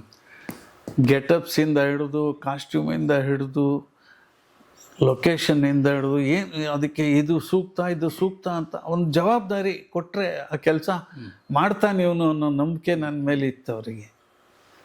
ಸೊ ಹಂಗಾಗಿ ಅಲ್ಲಿಗೆ ಕೆಲಸ ಮಾಡ್ತಿದ್ದ ಅನುಭವ ಎಲ್ಲ ಇದ್ದಿದ್ದರಿಂದ ಅನುಕೂಲ ಆಯಿತು. ನಾನು ಕೇಳಿದೆ, ನಾನೊಂದು ಸಿನಿಮಾ ಡೈರೆಕ್ಟ್ ಮಾಡ್ತೀನಿ, ನೀನು ಯಾಕೆ ನನಗೆ ನೀನು ಸ್ಕ್ರಿಪ್ಟೇ ಕೊಟ್ಟಿಲ್ಲ, ಯಾವತ್ತೂ ಹೇಳೇ ಇಲ್ಲ, ಒಂದು ಸ್ಕ್ರಿಪ್ಟ್ ಕೊಡು ಮಾಡೋಣ ಅಂತ. ಸೊ ಪರಮೇಶಿ ಪ್ರೇಮ್ ಪ್ರಸಂಗ ಆವಾಗ ಕುಕ್ಕಾದ ಕತೆ, ಕುಕ್ ಮಾಡಿದ ಕತೆ. ಸೊ ಡೈರೆಕ್ಟ್ ಮಾಡು ಅಂದರು. ಮಾಡಿದ್ವಿ. ಕನ್ನಡದ ಭಾಗ್ಯರಾಜ ಅಂತ ನೀವೆಲ್ಲ ಬರೆದ್ರಿ ನನಗೆ. ನೋಡಿ ಸ್ವಾಮಿ ಆದಮೇಲೆ, ಪರಮೇಶಿ ಆದಮೇಲೆ ಕನ್ನಡಕ್ಕೊಬ್ಬ ಭಾಗ್ಯರಾಜ ಅಂತ ಬರೆದ್ರಿ ನನ್ನ ಬಗ್ಗೆ. ಆಮೇಲೆ ನನಗೆ ತಿರ್ಗಾ ಮಾಡಲಿಕ್ಕೆ ಅನುಕೂಲ ಆಗಿಲ್ಲ ಅಂದರೆ ಬೇರೆ ಬೇರೆ ತಾಪತ್ರೆಗಳು ಬಂತು, ಅಂಗಡಿ ಬಿಡಲೇಬೇಕಾಯ್ತು. ಸರಿ, ತಮ್ಮಂಗೆ ಕೊಡೋದಾರೆ ಕೊಡ್ತೀನಿ, ಇಲ್ಲ ಗುಡ್ ವಿಲ್ ಕೊಡ್ತಾರೆ ಕೊಟ್ಬಿಡ್ತೀನಿ, ಆ ದುಡ್ಡು ನಿಮಗೆ ಫುಲ್ ಟೈಮ್ ಅಲ್ಲ. ಅಂಗಡಿ ಬಿಟ್ಟು ನಾನು ಸಿನಿಮಾಗೆ ಹೋಗ್ತೀನಿ ಅಂದರೆ ಯಾರಿಗೆ ನಂಬಿಕೆ ಇದೆ? ಆಗ ಮನೆ ಬಾಡಿಗೆನೂ ಕೊಡ್ತಿರಲ್ಲ, ಹುಡುಗಿರಿರಲಿ ಮನೆ ಬಾಡಿಗೆ, ಸಿನಿಮಾದವರು ಅಂದರೆ ಮನೆ ಕೊಡ್ತಿರಲಿಲ್ಲ. ಆಗ ನಾನೊಂದು ಮನೆ ಬಾಡಿಗೆ ಕೇಳಿದಾಗ ಕೊಡಲೇ ಇಲ್ಲ. ಸಿ ಆರ್ ಸಿಮ್ಮನ್ ಫ್ರೆಂಡ್ ಅವರು. ಸಿ ಆರ್ ಸಿಮ್ಮಂಗೆ ಫೋನ್ ಮಾಡಿ ನಿನ್ನ ಫ್ರೆಂಡಿಗೆ ಹೇಳು, ನನ್ನ ಬಗ್ಗೆ ಹೇಳಪ್ಪ ಅವ್ರಿಗೆ ಅಂತ ಹೇಳಿ ಅವ್ರು ಇನ್ಫ್ಲೂಯೆನ್ಸ್ ಮಾಡಿ ನನಗೊಂದು ಬಾಡಿಗೆ ಮನೆ ಸಿಕ್ಕಿದ್ದು. ಅಂದರೆ ಸಿನಿಮಾದವ್ರನ್ನ ಆ ಥರ ಬಂತು. ತುಂಬ ನಂಬಿಕೆಯಿಂದ ಇರಲಿಲ್ಲ ಅವಾಗ, ಆಗಿನ ದಿನಕ್ಕೆ ನಾನು ಹೇಳೋದು. ಎಲ್ಲ 74, 75 ಆ ಸಮಯದಲ್ಲಿ ಮನೆ ಬಾಡಿಗೆ ಹಿಡಿಬೇಕಿದ್ರೆ ಇಷ್ಟು ಕಷ್ಟ ಸಿನಿಮಾದವರು ಅಂತ ಹೇಳಿದ್ರೆ. ಹೌದು. ಮತ್ತು ಮದುವೆ ಹಂಗೆ ಆಗಿದೆ. ಯಾರು ಹುಡುಕಿ ಕೊಟ್ಟರು ನಿಮಗೆ? ಮದುವೆಗೆ ಕಷ್ಟ ಆಗಲಿಲ್ಲ. ಆಗಿಲ್ಲ. ಇಲ್ಲ, ತುಂಬ ಕಷ್ಟ. ಹಾಂ, ಕಷ್ಟನೇ ಇಲ್ಲ. ಕಷ್ಟ ಇಲ್ಲ ಅಂತಂದರೆ, ನಾನು ಅಂಗಡಿಯಲ್ಲಿ ಇದ್ನಲ್ಲ, ಹೌದು. ಅಂಗಡಿ ಸುತ್ತಮುತ್ತ 3 college, BMS college, national college, women's specially, ಆಮೇಲೆ ಹೆಣ್ಮಕ್ಳು ಹಾಸ್ಟೆಲ್ಗಳಿತ್ತು ಅಲ್ಲೇ. ಸೊ ಅಲ್ಲಿ ಅಂಗಡಿಗೆ ಬರ್ತಾಯಿದ್ರು ಇವರು, ಗಾಯತ್ರಿ ಅವ್ರು ಬರ್ತಾಯಿದ್ರು, ಅವ್ರ ಸ್ನೇಹಿತರೆಲ್ಲ ಬರ್ತಿದ್ರು. ಕಾಲೇಜಲ್ಲಿ ಗುಂಪು ಬರ್ತಾಯಿತ್ತು. ಎಲ್ರಿಗೂ ಒಂದು ಹುಡುಗ, ಇವನೇನೆ ಲೋಟ ತೊಳೆಯೋ ಹುಡುಗ ಹಿಂಗಿದ್ದಾನೆ, ಸ್ಮಾರ್ಟ್ ಆಗಿದ್ದಾನೆ ಅನ್ನೋದು ಒಂದು ಅವರಲ್ಲೇ ಚರ್ಚೆಗಳು. ನನ್ನ ನೋಡೋಕ್ಕೆ ಬರೋರು. ಜೊತೆಗೆ ನನ್ನ ಅಂಗಡಿಯಲ್ಲಿ ಒಂದು ಶೋಕೇಸಲ್ಲಿ ಸಿನಿಮಾ ಆ್ಯಕ್ಟ್ರುಗಳು ಪೋಸ್ಟರ್ ಇಡ್ತಾ ಇದ್ದೆ. ಒಂದು ದಿವಸ ಶತ್ರುಘ್ನ ಸಿನ್ಹಾ, ಒಂದು ದಿವಸ ವಿನೋದ್ ಖನ್ನಾ, ಒಂದು ದಿವಸ ರಾಜ್ಕುಮಾರ್, ಒಂದು ದಿವಸ ಉದಿತ್ ಕುಮಾರ್, ಒಂದು ದಿವಸ ಲೀಲಾವತಿ, ಹೀಗೆ ಅವ್ರದ್ದೇ 10 ಪೋಸ್ಟರ್ಗಳನ್ನು ಹುಡುಕಿ ಅದನ್ನು ಕಲೆಕ್ಟ್ ಮಾಡಿ ಅದನ್ನು ಇಡೋದು ಒಂದು ಕೆಲಸ. ಅದನ್ನು ನೋಡೋಕ್ಕೆ ಬಂದವರು ಏನಾದರೂ ಒಂದು ವ್ಯಾಪಾರ ಮಾಡಬೇಕಲ್ಲ. ಸೊ ಅದೊಂದು ಆ ಅಂಗಡಿಯಲ್ಲಿ ವಿಶೇಷತೆ ಇತ್ತು. ಓಕೆ. ಸೊ ಆ ಥರದಲ್ಲಿ ದಿನ ಬರೋರು ಹೋಗೋರು. ಸೊ ಹಾಗೆ ಸ್ನೇಹ ಆಯಿತು. ಅದು ಸ್ನೇಹ ಆಗಿ ಮದುವೆ ಆಯಿತು. ಸೊ ನಾನು ಯಾಕೆ ಕೇಳಿದಂದರೆ, ಬಾಡಿಗೆಗೆ ಕೊಡುವಾಗ ಸಿನಿಮಾದವರು ಅಂತೇಳಿ ಸ್ವಲ್ಪ ದೂರ ಇರ್ತಾರೆ. ಹುಡುಗಿ ಕೊಡುವಾಗ ಮನೆಯವರು ಹೇಗೆ ಒಪ್ಪಿದ್ರು ಅಂತ ನನ್ನ ಇದು ಯೋಚನೆ ಇತ್ತು. ಇದು ನೀವು ಹೇಳುವ ಪ್ರಸಂಗನೇ ಬೇರೆ, ಪ್ರೇಮ ಪ್ರಸಂಗ ಇದು. ಹೌದು. ಅಲ್ಲ, ಒಪ್ಪಿಗೆ ಸಿಕ್ಕಿದ ಮೇಲೆ ಯಾವುದು ಕಷ್ಟ ಅಲ್ಲ. ಎಸ್, ಮನೆ ಕೂಡ ಕೊಡೋಕೆ ಒಪ್ಕೊಂಡ್ಮೇಲೆ ಏನು ತೊಂದರೆ ಇಲ್ಲ. ಬಾಡಿಗೆ ಕರೆಕ್ಟಾಗಿ ಹೋದ್ವಿ, ಕೊಟ್ವಿ. ನಮ್ಮ ಮನೇಲಿ ರಮೇಶ್ ಭಟ್ ಬಾಡಿಗೆಗಿದ್ದಾರೆ ಅನ್ನೋ ಹೆಮ್ಮೆಯಿಂದ ಅವರು ಹೇಳೋರು. ಅಂದರೆ ಹಾಗೆ ನಡ್ಕೊಂಡ್ವಿ ಅಷ್ಟೇ. ಈ ಮಾತಾಯ್ತಿದ್ರೆ 600-700 ಸಿನಿಮಾ ಮಾಡಿದ್ದೀನಿ ಅಂತೇಳಿ ಹೇಳ್ತಿದ್ದಾರೆ. ದುಡ್ಡು ಮಾಡಿಲ್ವ ಸರ್? ಇಲ್ಲ ಸರ್, ಮಾರ್ಕೆಟ್ ಮಾಡ್ಕೊಳ್ಳಿಲ್ಲ. ಎಲ್ಲರೂ ಬೈಯೋರು ನನಗೆ. ಬೈಯೋರು ಅಂದರೆ, ಕೊಟ್ಟಿದ್ದ ಕಾಸಿಸ್ಕೊಂಡು ಹೋಗ್ತಿರಲ್ಲ, ಡಿಮ್ಯಾಂಡ್ ಮಾಡ್ರಿ ಅಂತ. ಡಿಮ್ಯಾಂಡ್ ಮಾಡ್ರಿ, ನಿಮಗೆ ಕೊಡ್ತಾರ್ರಿ ಅಂತ ದ್ವಾರಕೀಶೇ ಬೈದರು. ದ್ವಾರಕೀಶ್ ಮಾತು ಕೇಳಿಕೊಂಡು 1-2 ಸಿನಿಮಾಗೆ ದುಡ್ಡು ಜಾಸ್ತಿ ಕೇಳಿದೆ. ಅವ್ರು ಬರಲೇ ಇಲ್ಲ, ತಿರ್ಗಾ ಬರಲೇ ಇಲ್ಲ. ದುಡ್ಡು ಕೇಳಿದ ತಕ್ಷಣ ತಿರ್ಗಾ ದ್ವಾರಕೀಶ್ ಅವ್ರಿಗೆ ಹೇಳಿದೆ, ನಿಮ್ಮ ಮಾತು ಕೇಳಿಕೊಂಡು ನಾನು 50,000 ಕೊಟ್ಟರೆ ಬರ್ತೀನಿ ಇಲ್ಲ ಅಂದೆ. ಅವ್ರು ಬರಲೇ ಇಲ್ಲ. 4 ಸಿನಿಮಾ ಹೋಗ್ತಾರೆ ಕಣ, 5ನೇದು ಬಂದೇ ಬರ್ತಾರೆ. ನಿನ್ನ ರೇಟ್ ಅಷ್ಟು ಅಂತ ಗೊತ್ತಾಗಬೇಕಲ್ಲ, ಅದು ಸ್ಪ್ರೆಡ್ ಆಗಬೇಕು. ಅದು ಸ್ಪ್ರೆಡ್ ಆಗೋಕ್ಕೆ ಚೂರು ಟೈಮ್ ಆಗುತ್ತೆ ಅಂತ ಹೇಳಿದರು. ಅಂದರೆ ನಮಗೇನು ಅನ್ನಿಸ್ತು ಆಗ ಬೆಳೆಯುವಾಗ, ಸೋಮಶೇಖರ್ ಕರೆದ್ರು, ದೊಡ್ಡ ಡೈರೆಕ್ಟ್ರು. ವಿಜಯ ರೆಡ್ಡಿ ಕರೆದ್ರು, ದೊಡ್ಡ ಡೈರೆಕ್ಟ್ರು. ಸಿದ್ಧಲಿಂಗಯ್ಯ ಕರೆದ್ರು, ದೊಡ್ಡ ಡೈರೆಕ್ಟ್ರು. ಏನು ಕಾಸು ಕೇಳೋದು ಅವ್ರ ಹತ್ರ, ಏನೋ ಕೊಡ್ತಾರೆ ಅಂತ. ಕೊಡೋರು ಯಾರೂ ನಂಗೆ ಮೋಸ ಮಾಡಿಲ್ಲ. ಅಂದರೆ ಡಿಮ್ಯಾಂಡ್ ಮಾಡಲೇ ಇಲ್ಲ. ಏನಾಗಿದೆ, ನಮ್ಮದು ಒಂದು ಮಾರ್ಕೆಟ್ ಏನಾಗಿದೆ, ಸ್ಪ್ರೆಡ್ ಆಗಿದೆ. ಸೊ ಮ್ಯಾನೇಜರ್ಗಳು ಇದ್ದಿದ್ದೇ ಕಡಿಮೆ. ಈ ಪ್ರೊಡಕ್ಷನ್ ಮ್ಯಾನೇಜರೇ ಆ ಇನ್ನೊಂದಕ್ಕೂ ಅವನು ಇಲ್ಲಿ ಕೊಟ್ಟಿರೋದು ಗೊತ್ತಿರುತ್ತಲ್ಲ, ಅವನಲ್ಲಿ ಸೇಮ್ ರೇಟ್ ಮಾಡೋಕ್ಕೆ, ಅಣ್ಣ ಅಷ್ಟು ಯಾಕಣ್ಣ ಒಪ್ಕೊಂಡ್ರೆ, ನಾನು ಮಾತಾಡ್ತೀನಿ ರೀ ಅಂತ. ಅಣ್ಣ ತುಂಬ ಕಷ್ಟ ಅಂತ ಇದ್ದಾರೆ, ಅವ್ರೇನೋ ಇಷ್ಟು ಫಿಕ್ಸ್ ಮಾಡ್ತೀನಿ ಅಂತಾರೆ, ಇಲ್ದೇ ಬೇರೆ ಹುಡ್ಕು ಅಂತಾರೆ. ಅಣ್ಣ ನಂಗೆ ಇಷ್ಟ ಇಲ್ಲ ಅಂತ ಹೇಳ್ತಾರೆ. ಸರಿ ಆಯ್ತಪ್ಪ, ಏನು ಕೊಡಲಿ ಅಂತ. ಕೆಲಸ ಮತ್ತಾನೆ ಮುಖ್ಯ. ಬೇರೆ ಯಾವುದು ಮುಖ್ಯ ಅಲ್ಲ. ದುಡ್ಡೇ ಮುಖ್ಯನಾ, ಎಲ್ರಿಗಿಂತ ನಾನು 10 ರೂಪಾಯಿ ಜಾಸ್ತಿ ತಗೊಳ್ತೀನಿ ಅನ್ನೋ ಪೌರುಷ ಬೇಕಾಗೇ ಇಲ್ಲ. ವರ್ಷ ಪೂರ್ತಿ ಕೆಲಸ ಇದ್ದರೆ ಅದೇ ಒಳ್ಳೇದಾಯ್ತಲ್ಲ. ಈಗ ಜಾಸ್ತಿ ದುಡ್ಡು ತೊಗೊಂಡು ಒಂದೇ ಸಿನಿಮಾ ಮಾಡೋದ್ರ ಬದಲು ಕಡಿಮೆ ದುಡ್ಡು ತೊಗೊಂಡು 2 ಸಿನಿಮಾ ಮಾಡಿದ್ರೆ ಅಷ್ಟೇ ದುಡ್ಡು ಬಂತಲ್ಲ. ನಮ್ಮ ಲೆಕ್ಕಾಚಾರ ಕುರುಡು ಲೆಕ್ಕಾಚಾರ. ನಾನು ಹೇಳೋದಲ್ಲ, ಯಾವುದ್ರ ಬಗ್ಗೆನೂ ಒಂದು ತುಂಬ ನಿರೀಕ್ಷೆ, ತುಂಬ ಅಪೇಕ್ಷೆ ಯಾವುದೂ ಇಲ್ಲದೆ ಬದುಕಿದವನು ನಾನು. ಅದು ಎಲ್ಲ ಕಡೆನೂ ಅಪ್ಲೈ ಆಗುತ್ತೆ. ಪಾತ್ರಕ್ಕೆ, ಪೇಮೆಂಟ್ಗೆ, ನಡೆನುಡಿಗೆ, ಎಲ್ಲದಕ್ಕೂ ಅದೇ. ಮಧ್ಯೆ ಒಂದು ಬೇರೆ ಒಂದು ವ್ಯವಹಾರಕ್ಕೆ ಹೇಳಿದ್ರಲ್ಲ. ವ್ಯವಹಾರ ಅಂದರೆ 90 ಶಂಕರ್ ತೀರ್ಕೊಂಡ್ರು. ಶಂಕರ್ ಜೊತೆಲೇ ಇದ್ದ ಕಾಲ ಕಳೆದಿತ್ತು. ಹೌದು, 12 ವರ್ಷ ಅಲ್ಲ ಸರ್? ಹಾಂ. ಶಂಕರ್ ತೀರ್ಕೊಂಡದ್ದು ಅನ್ಎಕ್ಸ್ಪೆಕ್ಟೆಡ್. ಅವರು ಜೋಕುಮಾರ್ ಸ್ವಾಮಿ ಶೂಟಿಂಗ್ ಹೋಗಿದ್ರು. ನಾವು 3 ಜನ ಸ್ನೇಹಿತರು ಸೇರ್ಕೊಂಡು ಒಂದು ಸಿನಿಮಾ ಮಾಡಿದ್ವಿ, ನಿಗೂಢ ರಹಸ್ಯ ಅಂಥೇಳಿ. ಶಂಕರ್ ಬ್ಯುಸಿ ಇದ್ದಾಗ ಹೇಳಿದರು, ನೋಡ್ರೋ ನೀವು ಒಂದೊಂದು ಸಿನಿಮಾ ಮಾಡ್ಕೊಳ್ಳೋಂಗಿದ್ರೆ ಮಾಡ್ಕೊಳ್ಳಿ, 6 ಗಂಟೆ ಮೇಲೆ ಶೂಟಿಂಗ್ ಬರ್ತೀನಿ, ಅಥವಾ ಕೆಲವು ದಿವಸ 2 ಗಂಟೆ ಮೇಲೆ ಕೊಡ್ತೀನಿ, ಆ ಥರ ಪ್ಲ್ಯಾನ್ ಮಾಡ್ಕೊಳ್ಳಿ, ಒಬ್ಬೊಬ್ರಿಗೆ ಒಂದೊಂದು ಡೇಟ್ ಅಂದರು. ನಾನು ಹೇಳಿದೆ 13-14 ಜನ ಇದ್ದೀವಿ, ನೆಕ್ಸ್ಟ್ ಅವರು 14ನೇವರು ಎಷ್ಟು ದಿವಸ ಕಾಯಬೇಕು, ಬೇಡ 3 ಜನಕ್ಕೂ ಕೊಡು ಅಂತ ನಾವೇ ಮಾತಾಡಿ ಒಂದು ಸಿನಿಮಾ ಮಾಡಿದ್ವಿ. ಜೋಕುಮಾರ್ ಸ್ವಾಮಿಗೆ ನಾನು ಹೋಗಬೇಕು, ನಾನು ಪಾರ್ಟು ಮಾಡಬೇಕು, ಪ್ರೊಡಕ್ಷನ್ನು ನೋಡ್ಕೋಬೇಕು. ನಾನು ಹೇಳಿದೆ, ಇಲ್ಲ, ನಾನು ಭಾರ್ಗವ ಅವ್ರದ್ದು ಮನೆ ಮೆಚ್ಚಿದ ಹುಡುಗನೋ ಜಗ ಮೆಚ್ಚಿದ ಹುಡುಗನೋ ಶಿವರಾಜ್ ಕುಮಾರ್ದು ಒಂದು ಸಿನಿಮಾ ಇದೆ, ಭಾನುವಾರ, ಅದು ವಿಧಾನಸೌಧ ಮೆಟ್ಲ ಮೇಲೆ ಹೀರೋ ಮಲಗಿರ್ತಾನೆ, ವಿಧಾನಸೌಧದ ಪರ್ಮಿಷನ್ ತೊಗೊಂಡಿದ್ದಾರೆ, ಅವ್ರು ಬಿಡಲ್ಲ ಅಂದೆ. ಇಲ್ಲ, ನಾನು ಕೇಳ್ತೀನಿ ಅಂದೆ. ನೀನು ಕೇಳಿ ಇಲ್ಲ ಅನ್ಸ್ಕೋಬೇಡಪ್ಪ, ಅವ್ರು ಕೊಡಲ್ಲ, ನಾನು ನಿನ್ನ ಜೊತೆ ಬರಲ್ಲ, ನಾನು ಅದು ಮುಗಿಸ್ಕೊಂಡು 2 ದಿವಸ ಬಿಟ್ಟು ನಾನು ಅಲ್ಲಿ ಬರ್ತೀನಿ, ಪೂರ್ತಿ ಮುಗಿಸ್ತೀನಿ. ಸರಿ ಆಯಿತು, ಹಾಗೆ ಮಾಡು ಅಂದರು.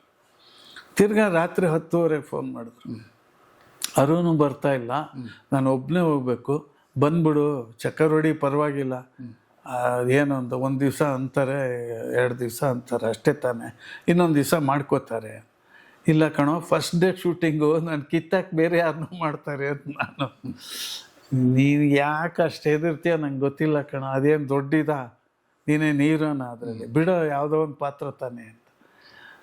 ಇಲ್ಲ, ನಾನು ಒಪ್ಕೊಂಡಿದ್ದೀನಿ, ಅಡ್ವಾನ್ಸ್ ತೊಗೊಂಡಿದ್ದೀನಿ, ಮಾಡಲೇಬೇಕು.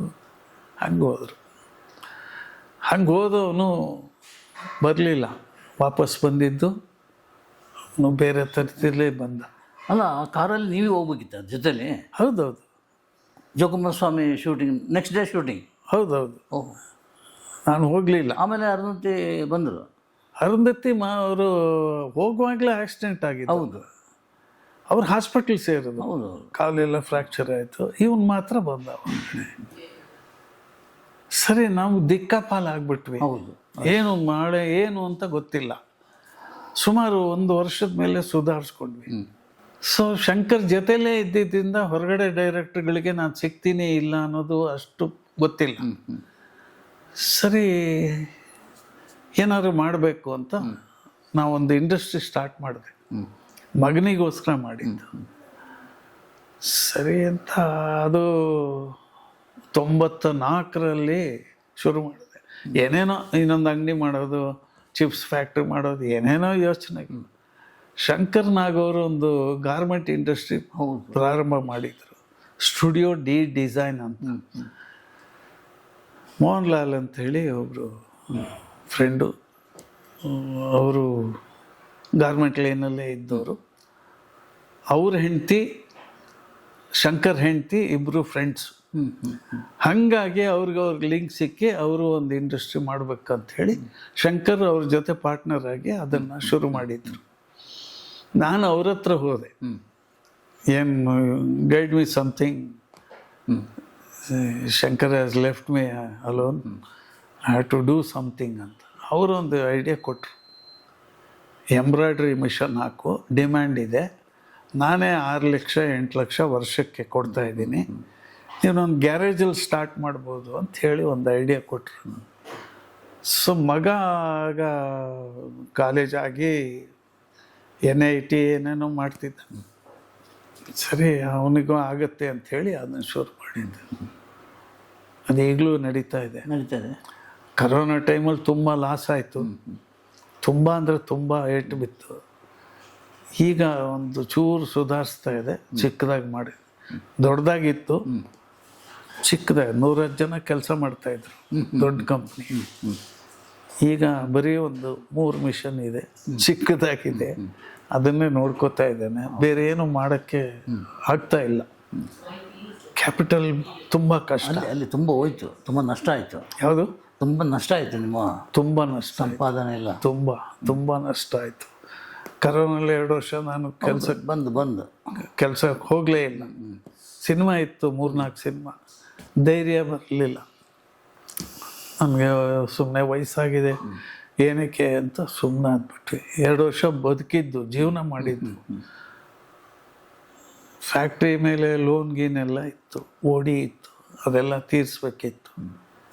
ಎಲ್ಲ ತೀರಿಸಿ ಕ್ಲಿಯರ್ ಆಯಿತು, ಫ್ರೀ ಆಗಿದ್ದೀವಿ ಈಗ. 150 ಜನ ಕೆಲಸಗಾರರು ಕಳಿಸಿಕೊಟ್ರಿ? ಎಲ್ಲರಿಗೂ ಕಳಿಸ್ಕೊಟ್ವಿ, ಎಲ್ರಿಗೂ. ತುಂಬ ಕಷ್ಟ ಆಯ್ತು. ನಾನು ಹೇಳಿದ್ನಲ್ಲ, ಒಟ್ಟಿಗೆ ಸುಮಾರು 5-6 ಕೋಟಿ ರೂಪಾಯಿ ನಷ್ಟ ಆಯಿತು. ನಾನು ಜೀವಮಾನದಲ್ಲಿ ಸಂಪಾದನೆ ಮಾಡಿದ್ದೆಲ್ಲ ಅಲ್ಲಲ್ಲಿತ್ತು, ಎಲ್ಲ ಹಂಗಂಗೆ ಖಾಲಿ ಆಗ್ಬಿಡ್ತು. ತಿರ್ಗಾ 0ಇಂದ ಪ್ರಾರಂಭ ಮಾಡಿದ್ರು. ಶಂಕರ್ನಾಗ ಮಿಸ್ ಆಗಿದೆ ಅಂತ ಈಗಲೂ ಅನ್ಸಲ್ಲ? ಶಂಕರ್ನ ಇಲ್ಲ, ನಮ್ಮ ಜೊತೆಲಿ ಇಲ್ಲ ಅಂತೇಳಿ ತುಂಬ ಅನಿಸ್ತು ಅಲ್ವಾ? ತುಂಬ ಅನಿಸ್ತಾ ಇತ್ತು. ಪೂರ್ತಿಯಾಗಿ ನಂಬ್ಕೊಂಡಿದ್ರಿ ನೀವು 12 ವರ್ಷ? ಹೌದು ಹೌದು ಹೌದು ಹೌದು. ಏನು ನಮಗೇನಕ್ಕೂ ಬೇರೆ ಯೋಚನೆ ಇರಲಿಲ್ಲ. ಅಂದರೆ ನಮ್ಮದು ಪ್ರೈಮ್ ಏಜಲ್ಲಿ ಅಲ್ಲೇ ಕಳೆದ್ಬಿಟ್ವಿ. ಇದೇ ಜಗತ್ತು ಅಂತ ನಾವು ತುಂಬ ಹೆಮ್ಮೆಯಿಂದ ಇದ್ವಿ. ನಾವು ಮಾಡಿದ ನಾಟಕಗಳೆಲ್ಲ ಸಕ್ಸಸ್ಸು, ಸಿನಿಮಾ ಸಕ್ಸಸ್ಸು. ಏನು ಮಾಡಿದ್ರು ಅದಕ್ಕೊಂದು ಕ್ಲಾಸ್ ಟಚ್ ಇರೋದು. ಯಾವುದೇ ಒಂದು ಕಾರ್ಯಕ್ರಮ ಮಾಡಲಿ, ಯಾವುದೋ ಒಂದು ಆ್ಯಡ್ ಮಾಡಲಿ, ಯಾವುದೇ ಒಂದು ನಾಟಕ ಮಾಡಲಿ, ಯಾವುದೇ ಒಂದು ಸಿನಿಮಾ ಮಾಡಲಿ, ಒಂದು ಕ್ಲಾಸ್ ಟಚ್ ಇರೋದು. ಸೊ ಅಂಥವ್ರ ಜೊತೇಲಿ ಇದ್ದೀವಲ್ಲ, ಏನು ನನ್ನ ಭಾಗ್ಯ ಅಂತ. ಆದರೆ ಇದ್ದಕ್ಕಿದ್ದಂಗೆ ಅನ್ಎಕ್ಸ್ಪೆಕ್ಟೆಡ್, ಯಾರೂ ಇಲ್ಲ. ನೆಕ್ಸ್ಟ್ ಏನು ಅಂತ. ಸೊ 3 ವರ್ಷ ತುಂಬ ಕಷ್ಟ ಆಯಿತು. ಅಂದರೆ ಏನೋ ದುಡ್ಡು ಕಷ್ಟ ಅಂದರೆ ಒಂದು 5,000 ರೂಪಾಯಿ ಬೇಕಂದರೆ ತಕ್ಷಣ ಸಿಗೋದು. 5 ಕೇಳಿದರೆ 10 ಕೊಡೋವಂಥ ಮನುಷ್ಯ ಅವನು. 5 ಕೇಳಿದರೆ 10 ಕೊಡೋವಂಥ ಮನುಷ್ಯ. ಸೊ ಅಂಥವನು ಜೊತೆಲಿದ್ದವನು ಎಲ್ಲ ಥರದಲ್ಲೂ, ಅಂದರೆ ಫ್ರೆಂಡು, ಬ್ರದರು, ವೆಲ್ ವಿಷರು, ಎಲ್ಲವೂ. The great human being. ನಾನು ಮೀಟ್ ಮಾಡಿದ್ದು ನನ್ನ ಜೀವಿತದಲ್ಲಿ ಆ ಥರ ವ್ಯಕ್ತಿ ಇನ್ನೊಬ್ಬ ನಂಗೆ ಸಿಕ್ಕಿಲ್ಲ. ಆಯಿತು, ಆಗತ್ತಲ್ಲ, ಕಳ್ಕೊಳ್ಳೋದು, ಗಳಿಸೋದು, ಕಳಿಸ್ಕೊಳ್ಳೋದು ಎಲ್ಲ ಜೀವನದಲ್ಲಿ ಇದ್ದದ್ದಲ್ಲ. ಮಾಲ್ಗುಡಿ ಡೇಸ್ ಏನು? ಹೌದು ಸರ್. ನಾನು ಶೂಟಿಂಗ್ ಹೋದರೆ ನಾವು ಇಲ್ಲಿ ಕಲ್ತಿದ್ದನ್ನ ಅಲ್ಲಿ ಪ್ರಯೋಗ ಮಾಡೋಕ್ಕೆ ಹೋಗೋದು. ಅಂದರೆ ನೀವು ಪೇಟೆಯಿಂದ ಬರ್ತೀರಾ, ಒಂದು ನ್ಯೂಸ್ ಬಂದಿರುತ್ತೆ ಹೀರೋ ಬಗ್ಗೆ, ಅದನ್ನು ಹೀರೋ ಮುಂದೆ ಎಸಿತೀರಾ ಅಂತ ಇರುತ್ತೆ ಸೀನಲ್ಲಿ. ಬಜಾರಿಂದ ಬರ್ತಾರೆ ಅಂದಿದ್ದು ನಮ್ಮ ತಲೆಯಲ್ಲಿ. ನಾವು ಬ್ಯಾಚುಲರ್ಸ್ ರೂಮಲ್ಲಿ ಇದ್ದೀವಿ ಅಂತಂದರೆ ನಾವು ಬ್ಯಾಗಲ್ಲಿ ತರಕಾರಿ ಎಲ್ಲ ಇರಲಿ, ಅದ್ರ ಜೊತೆಲಿ ಪೇಪರ್ ಇರಲಿ ಅಂತ. ನಾವು ಅಸಿಸ್ಟೆಂಟ್ ಡೈರೆಕ್ಟ್ರಿಗಳು ಒಂದು ಬ್ಯಾಗ್ ತರಿಸು, ಟೊಮೆಟೊ ತರಿಸು, ಅದು ತರಿಸು, ಇದು ತರಿಸು, ಅದು ಇಟ್ಕೊಂಡು ಹೋದರೆ ಡೈರೆಕ್ಟ್ರು ಇದೆಲ್ಲ ತ್ಯಾವ್ಯ ಏನತ್ತಿಗೆ ಸರ್ ಇವೆಲ್ಲ ಬೇಡ ಸರ್, ಆ್ಯಕ್ಟಿಂಗ್ ಕಷ್ಟ ಅದು ಸರ್, ಪಂಡ್ರದ್ದು ನಾ ಸರ್, ಅವ್ರು ಮಾನಿಟ್ರ್ ಪಾರು ಅಂದರೆ ಒಂದು ಮಾನಿಟ್ರ್ ನೋಡಿ, ಸರಿ ಅವ್ರು ಮಾನಿಟ್ರ್ ಅಂತ ಅಂದರೆ ಅದಿಟ್ಟು ಅವನ ಕಡೆ ಲುಕ್ ಕೊಟ್ಟು, ಅಪ್ಪ ಇಲ್ಲಿ ನೋಡು ಇದು ಸರ್ ನಾ ಮಾಡ್ತೀನಿ ಅಂತ. ಆಮೇಲೆ ಓಕೆ ಅಂತ. ಅಷ್ಟೊತ್ತಿಗೆ ಯಾರೋ ಒಬ್ರು ಹೇಳ್ತಾರೆ, ಸರ್ ಅವ್ರ ಡೈರೆಕ್ಟ್ರು ಶಂಕರ್ ನಾಗಿಲಿ ಅವ್ರು ಕೂಡ ಇರೋದವ್ರು sir. Malgudi days associate director. ಅವ್ರು ಕಿವಿಲಿ ಹೇಳ್ತಾರೆ. ಆಗ ಅವ್ರು ಸೀಟಿಂದ ಎದ್ದು ಬಂದು, ಸರ್ ಏನಕ್ಕೆ ಪುರಿಯಲೇ, ಸಾರಿ ಅಂತ. ಇದು ಸುರೇಶ್ ಕೃಷ್ಣ, ಭಾಷಾ ಡೈರೆಕ್ಟ್ರು ನಾನು ಹೇಳ್ತಾ ಇರೋದು. ಓಹೋ, ಓಕೆ ಓಕೆ ಓಕೆ. ಭಾಷಾ ಡೈರೆಕ್ಟ್ರು. ಈ ಸಿನಿಮಾ ಆದಮೇಲೆ 4 ಸಿನಿಮಾ ಮಾಡಿದೆ ಅವ್ರ ಜೊತೆ. ಅಂದರೆ ಗೊತ್ತಿರೋ ಗುರ್ತಿಸಿದ್ರು ಅವ್ರಿಗೆ. ಆಮೇಲೆ ಗುರುತಿಸಿದ್ರು. ಅಂದರೆ ಒಂದು ನಶೆ ಹಾಕೋ ಸೀನು ಒಂದು ಇಟ್ಕೊಂಡು ಒಂದು ಮ್ಯಾನರ್ಸ್ ಇರಲಿ ಅಂತ ಅಂದರೆ ನಶೆ ಹಾಕೋದು ಮಾತಾಡ್ತಾರೆ, ಮಾತಾಡುವಾಗ ನಶೆ ಹಾಕಲ್ಲ, ನಶೆ ಹಾಕುವಾಗ ಮಾತಾಡಲ್ಲ. ಅದು ತಣಿಯ ಬಿಸ್ನೆಸ್ ಆಗುತ್ತೆ. ಅದು ಬೇಡ, ತಕ್ಷಣ ಬರ್ಬೇಕು ನನಗೆ ಇದು ಡೈಲಾಗು ಅಂತ ಅವ್ರಂತ. ಸರ್ ಪಳಕ ಇರುತ್ತದೆ ಅದು. ನಾ ಡೈಲಾಗ್ ಓಡ ಪಂಡ್ರೆ ಡೈಲಾಗ್ ಜೊತೆಲಿ ಆ್ಯಕ್ಷನ್ ಮಾಡ್ತೀನಿ ನೋಡಿ ಅಂತ. ಸರ್ ಅದು ಏನಾಯ್ತಂದರೆ ನನ್ನ ಮಗ ನನ್ನ ಹತ್ರ ಏನು ಮಾಡ್ದ, ಕ್ಯಾಕ ಸುಗ್ದ ಸಾರ್, ಇದು ಆ್ಯಕ್ಟಿಂಗು ಅಂತ. ಸೊ ಇದೆಲ್ಲ ಬಿಸ್ನೆಸ್ ಜೊತೆಲಿ ಮಾಡೋದಿದೆಯಲ್ಲ, ಅದು ಸ್ವಲ್ಪ ಕಷ್ಟದ ಕೆಲಸ. ಅಂದರೆ ರಂಗಭೂಮಿಯವ್ರಿಗೆ ಸುಲಭ, ಆ್ಯಕ್ಟಿಂಗ್ ಅವ್ರಿಗೆ ಇದು ಮಾಡಲ, ಅದು ಮಾಡಲ, ಇದು ಮಾಡಲ, ಯಾವ ಜೊತೆಗೆ ಇದು ಒರೆಸೋದು ಅದೆಲ್ಲ ಕ್ಯಾಲ್ಕುಲೇಷನ್ ಮಾಡಬೇಕಾಗತ್ತೆ. ಅಭ್ಯಾಸ ಇರೋರಿಗಾದರೆ ಅದು ಸಲೀಸಾಗ ಅನಿಸುತ್ತೆ. ಸೊ ಈ ಥರದ್ದೆಲ್ಲ ಅಲ್ಲಿ ಕಲ್ತದ್ದು ಅದು. ಆಮೇಲೆ 3 ವರ್ಷ ಗ್ಯಾಪ್ ಆದಮೇಲೆ ಇದನ್ನು ಸ್ಟಾರ್ಟ್ ಮಾಡಿದೆ. ಸ್ಟಾರ್ಟ್ ಮಾಡಿ ಚೆನ್ನಾಗಿ ನಡೀತು. ಕರೋನಾವರೆಗೂ ಚೆನ್ನಾಗೇ ನಡೀತು. ಕನ್ನಡ ಅಲ್ಲದೆ ಬೇರೆ ಭಾಷೆ ಆ್ಯಕ್ಟ್ ಮಾಡಿಲ್ಲ ಸರ್? ಮಾಡಿದ್ವಿ. ಸುಮಾರು ಜನ ತೆಲುಗು ಡೈರೆಕ್ಟ್ರು, ತಮಿಳ್ ಡೈರೆಕ್ಟ್ರು, ಮಲಯಾಳಂ ಡೈರೆಕ್ಟ್ರು. ಓಕೆ. ಕಡಿಮೆ ಒಂದು ಎರಡು ಸಿನಿಮಾಗಳು ಮಾಡಿದ್ವಿ ಅಷ್ಟೇ. ಬೇರೆ ಲ್ಯಾಂಗ್ವೇಜ್ ಹೋಗಿಲ್ಲ. ಯಾವುದೋ ಒಂದು ತೆಲುಗು ಕನ್ನಡ 2 ಮಾಡಿದ್ರು, ಮಾಡಿದೆ. ತುಳು ಬರಲ್ಲ, ತುಳುಲ್ಲಿ ಮಾಡಿದೆ ಒಂದು 3 ಸಿನಿಮಾ. ಏನೋ ನಡ್ಕೊಂಬಂತು ಸರ್ ಅಷ್ಟೇ. ಈ ಶಂಕರ್ ಹೋದ್ಮೇಲೆ ನಿಮಗೆ ತುಂಬ ಆಧಾರವಾಗಿದ್ದಿದ್ದು ವಿಷ್ಣುವರ್ಧನ್. ಅದು ಅಷ್ಟೊತ್ತಿಗೆ ಒಂದು ಇಲ್ಲ ಜೊತೆಯಲ್ಲಿ ಆಗಲೇ ಬೇಸಿಗೆ ಆಗಿತ್ತು. ಜೀವನ್ ಚಕ್ರ ಅಂಥೇಳಿ ಒಂದು ಸಿನಿಮಾ 84ರಲ್ಲೋ ಏನೋ ಮಾಡ್ತೀನಿ, ನನಗೆ ಗೊತ್ತಿಲ್ಲ. ಅದೊಂದು ನಲ್ಲವನು ಏನೋ ಒಂದು ಸಿನಿಮಾ, ರಜನಿಕಾಂತ್ ಸಿನಿಮಾ ರೈಟ್ಸ್ ತೊಗೊಂಡಿದ್ರು ಭಾರ್ಗವ ಅವರು. ಭಾರ್ಗವ ಅವರು ಹೇಳಿದ್ರು ಮಾಡಿ ಈ ಪಾತ್ರ ಅಂತ. ನಾನು ಹೇಳಿದೆ ಕಷ್ಟ ಸರ್ ನನಗೆ ಅಂತ. ನಾನು ಇರ್ತೀನಿ ರೀ, ನಿಮ್ಗೆ ಯಾಕೆ ಕಷ್ಟ? ಇಲ್ಲ ಸರ್ ನನಗೆ ಕಷ್ಟ, ಕಾಮಿಡಿ ಗೀಮಿಡಿ ಅಂತ.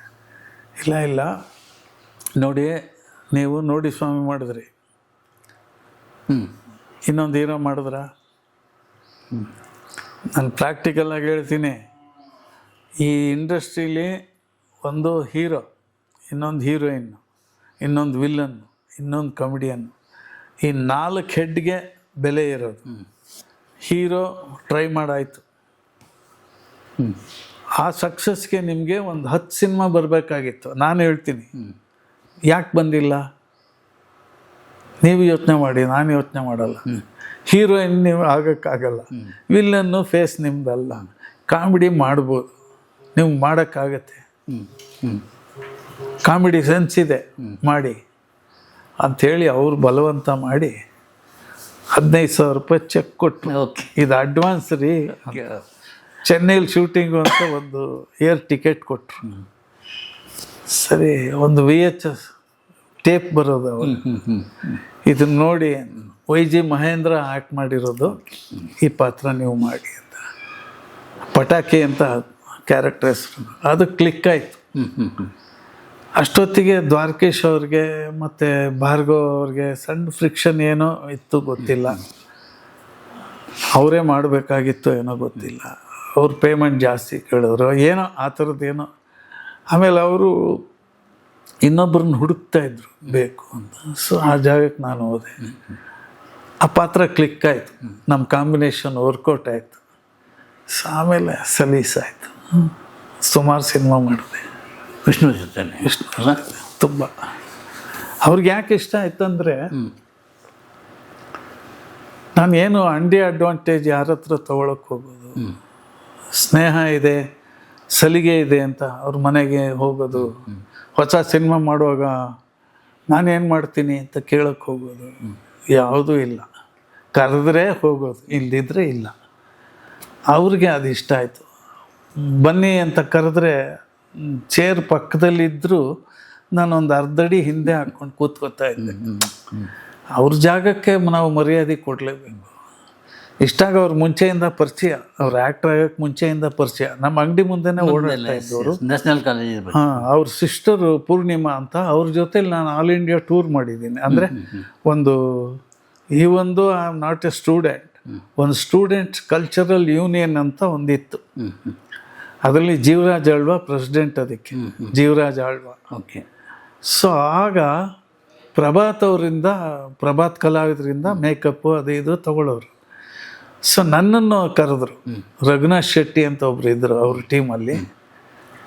ಸೊ ನನ್ನ ಕರೆದ್ರು, ಒಂದು 17 ದಿವಸ ಬಂದ್ಬಿಡಿ ಅಂತ ಜೊತೇಲಿ. ಆಗ ನಾನು ಜೊತೇಲಿ ಹೋಗಿದ್ದೆ. ನಾನೊಂದು ಸ್ಕಿಟ್ಟಲ್ಲಿ ಮಾಡ್ತಾಯಿದ್ದೆ. ವರ್ಕ್ಸ್ ಆಫ್ ಕಾಳಿದಾಸ ಅಂತ ಒಂದು ಬ್ಯಾಲೆ ಮಾಡ್ತಿದ್ರು. ಅದರಲ್ಲಿ ಒಂದು ದಿಲೀಪ್ ರಾಜ ಅಂತ ಒಂದು ರಾಜನ ಡ್ರೆಸ್ ಹಾಕ್ತಾಯಿದ್ದೆ, ಒಂದು ಸ್ಕಿಟ್ ಮಾಡ್ತಾಯಿದ್ದೆ. ಸೊ ಆಗ್ಲಿಂದ ಪರಿಚಯ ವಿಷ್ಣು, ಆಗ್ಲಿಂದಲೂ ಪರಿಚಯ. ಆದರೆ ಆಮೇಲೆ ಜೊತೆಯಲ್ಲಿ ಹೈವದನ ನಾಟಕದಲ್ಲಿ ದೇವದತ್ತ ಅವ್ರು ಮಾಡಬೇಕಾಗಿತ್ತು. ಓಹೋ.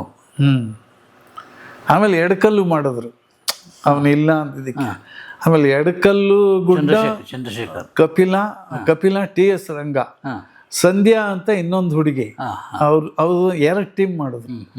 ಒಂದು team first show, second show ಒಂದು ಟೀಮ್. ಆ ಥರ 2 ನಾಟಕ ಮಾಡ್ತಾ ಇದ್ವಿ ಪರ್ ಡೇ. ಸೊ ಆ ಲೆಕ್ಕಾಚಾರದಲ್ಲಿ ವಿಷ್ಣು ಮಾಡಬೇಕಿತ್ತು. ಸೊ ವಿಷ್ಣುಗೆ ಒತ್ತಡ, ಸಿನಿಮಾ ಶೂಟಿಂಗು ಅದು ಇದು ರಿಹರ್ಸಲ್ ಕಷ್ಟ ಅಂಥೇಳಿ ಸುಮ್ಮನಾದ್ರು. ಸೊ ಆಗಲೂ ಜೊತೆಲೇ ರಿಹರ್ಸಲ್ಗೆ ಹೋಗ್ತಿದ್ವಿ, ಬರ್ತಿದ್ವಿ, ಮಾಡ್ತಿದ್ವಿ. ಆಗ್ಲಿಂದ ಪರಿಚಯ ಇತ್ತು. ಪಟಾಕಿ ಆದಮೇಲೆ ಒಂದು ಸಲಿಗೆ ಬಂತು. ಒಂದು ರೆಸ್ಪೆಕ್ಟು ಕೊಡೋರು, ನನಗೆ ತುಂಬ ರೆಸ್ಪೆಕ್ಟ್ ಕೊಡೋರು. ಅಂದರೆ ಒಂದು ಯಾವ್ದಾರು ಎಮೋಷನಲ್ ಸೀನು, ಮತ್ತೊಂದು ಸೀನು ಅದು ಮಾಡಿದ್ರೆ, ಆ್ಯಕ್ಟ್ ಮಾಡಿದ್ಮೇಲೆ ನನ್ನ ಕಡೆ ನೋಡಿ ಹೆಂಗಿದೆ ಅನ್ನೋದು ಅಂದರೆ ನಿಮಗೆ ಅನುಭವ ಇದೆ ನಿಮಗೆ ಆ ಥರದ್ದು ಒಂದು ನಡವಳಿಕೆ ಆ ಥರ ನನ್ನ ಬಗ್ಗೆ ಇತ್ತು. ನಾನು ಅದು ಇಂಡಸ್ಟ್ರಿಯಲ್ಲಿ ಕೇಳಿದ್ದೀನಿ ಸರ್. ಅದು ತುಂಬ ಜನ ಮಾತಾಡೋದನ್ನು ಕೇಳಿದ್ದೀನಿ. ಅವರಿಬ್ಬರು ಅವಳಿ ಜವಳಿ ಥರ ಜೊತೆಲೇ ಇರ್ತಿದ್ರೆ ಅವರು. ಇವರು ಸಿನಿಮಾ ನಾಯಕನಾಗಿ ಒಪ್ಕೊಂಡಾಗ ರಮೇಶ್ ಭಟ್ರಿಗೆ ಏನಿದೆ ಕ್ಯಾರೆಕ್ಟರ್ ಅಂತ ಅವ್ರು ಕೇಳ್ತಾ ಇದ್ರು. ಅಲ್ಲ, ನನ್ನ ಡೇಟ್ ಇಲ್ಲದೆ ಇದ್ರೂ ಯಾಕೆ ಡೇಟ್ ಇಲ್ಲ, ಏನು ಕ್ಲಾಶ್ ಇದೆ, ಆ 2 ದಿವಸ ಬೇರೆ ದಿವಸ ಶಿಫ್ಟ್ ಮಾಡಿ ಅದೆಲ್ಲ ಹೇಳೋರು. ಅಂಥವ್ರು ರೇರ್ ಅಲ್ಲ ಸರ್, ಈಗಿದ್ದಾರ? ಇಲ್ಲ ಸರ್, ಇಲ್ಲ. ಯಾಕೆಂದರೆ ಈಗ ಗ್ಯಾಪ್ ಆಗಿಬಿಟ್ಟಿದೆ. ಆರ್ಟಿಸ್ಟು ಗ್ಯಾಪ್ ಇದೆ, ತುಂಬ ಗ್ಯಾಪ್ ಇದೆ. ಆಗ ಶೂಟಿಂಗ್ ಅಂದರೆ ಒಂದೇ ಕಡೆ ಕೂತಿರ್ತಿದ್ವಿ, ಹರಟೆ ಹೊಡಿತಿದ್ವಿ, ಒಟ್ಟಿಗೆ ಊಟ ಮಾಡ್ತಿದ್ವಿ. ಆಮೇಲೆ ಅವ್ರದ್ದು ಹಳೆ ಅನುಭವ ಏನೋ ಹೇಳೋರು. ಆ ಶೂಟಿಂಗಲ್ಲಿ ಹಂಗಾಯಿತು, ಆ ಥರದ್ದೆಲ್ಲ ಡೈರೆಕ್ಟ್ರ್ ಬಗ್ಗೆ ಗಾಸಿಪ್ಪು, ಇನ್ನೊಂದು ಮತ್ತೊಂದು ಎಲ್ಲ ಇರೋದು. ಈಗ ಕ್ಯಾರವಾನ್ ಬಂದ್ಬಿಟ್ಟ ಏನಾಯಿತು, ಎಲ್ಲ ಬೇರೆ ಬೇರೆ ಶಾರ್ಟ್ ರೆಡಿ ಅಂದಮೇಲೆ ಹೋಗಿ ಕರಿಬೇಕು. ಅಲ್ಲಿ ಮಾತ್ರ ಪರಿಚಯ, ಅಲ್ಲಿ ಬರ್ತಾರೆ.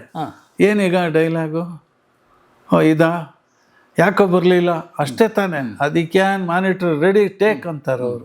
ಅವ್ರು ಟೇಕ್ ಅಂದರೆ ರೇಖೆ. ಸೊ ಹಂಗಾಗಿದೆ. ಆಮೇಲೆ ಟೇಕ್ ಆದ ತಕ್ಷಣ ಅವರು ಹೊರಟೋಗ್ತಾರೆ ಅವ್ರ ಜಾಗಕ್ಕೆ. ಯಾರು ಏನು ಎಲ್ಲಿಂದ ಬಂದ್ರಿ, ಮುಂಚೆ ಎಲ್ಲ ಹಂಗಲ್ಲ. ಈ ಶೆಡ್ಯೂಲ್ ಮುಗಿಸಿ ಇನ್ನೊಂದು ಶೆಡ್ಯೂಲ್ಗೆ ಹೋದರೆ ಯಾವ ಶೆಡ್ಯೂಲ್ ಮುಗೀತೋ, ಏನು ಎಲ್ಲಿಂದ ಬಂದ್ರಿ, ಎಲ್ಲ ಮಾತುಕತೆ ಆಡೋ. ಶೂಟಿಂಗ್ ಮುಗಿದು ಈ ಕುಂಬಳಕಾಯಿ ಹೊಡೆದಾಗ ಅಳುವರಲ್ಲಿದ್ದರು ಸರ್. ಹೌದು. ಅಯ್ಯೋ ಮತ್ತೆ ಯಾವಾಗ ಸಿಗ್ತೀರಾ, ಹೋಗ್ತೀರೋ? ಹೌದು. ಅದು ಇಲ್ಲವೇ ಇಲ್ಲ, ಇಮೋಷನ್ಸ್. ಆಗ ಡಬ್ಬಿಂಗಿಗೆ ಡೇಟ್ಸ್ ತಗೊಳ್ಳೋರು. ಶೆಡ್ಯೂಲು 10 ದಿವಸ ಶೆಡ್ಯೂಲ್ ಅಂದರೆ 2 ದಿವಸ ನಮಗೆ ಕೆಲಸ ಇದ್ದರೂ 6 ದಿವಸ ಬೇಕು ಅನ್ನೋರು. ಏನೋ ಪ್ರೋಗ್ರಾಮ್ ಹೆಚ್ಚು ಕಡಿಮೆ ಆಗ್ಬೋದು, ಇರಲಿ ಜೊತೆಯಲ್ಲಿ ಅಂತ.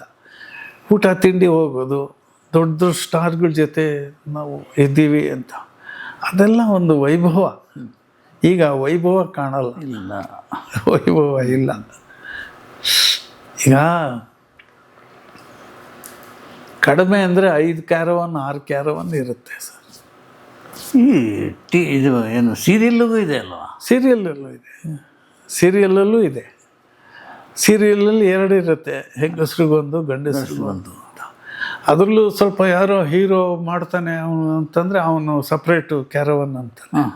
ಆ ಕ್ಯಾರವನಲ್ಲಿ ನಾವು ಹೋಗೋಕ್ಕೂ ನಮಗೊಂಥರ ನಮಗೂ ಸ್ವಾಭಿಮಾನ ಇರುತ್ತಲ್ವ, ಯಾಕೆ ಅಲ್ಲೋಗಿ ಡಿಸ್ಟರ್ಬ್ ಮಾಡಬೇಕು, ಬೇಕಾದರೆ ಕರೀತಾರೆ ಅಂತ. ಆ ಥರ ನಮ್ಮಂಥವ್ರಿಗಂತೂ ತುಂಬ ಮುಜುಗರ ಸಲೀಸು, ನಮ್ಗೆ ಕರೀದೇ ಇದ್ರೆ ಒಳ್ಳೇದು ಅಂತಾರೆ. ಆ ಥರ ಇವಾಗ ಅದೆಲ್ಲ ಬಂದಿದೆ ನೋಡಿ. ಕುರುಕ್ಷೇತ್ರ, ಸಂಗೊಳ್ಳಿ ರಾಯಣ್ಣ ಎಲ್ಲ ಮಾಡುವಾಗ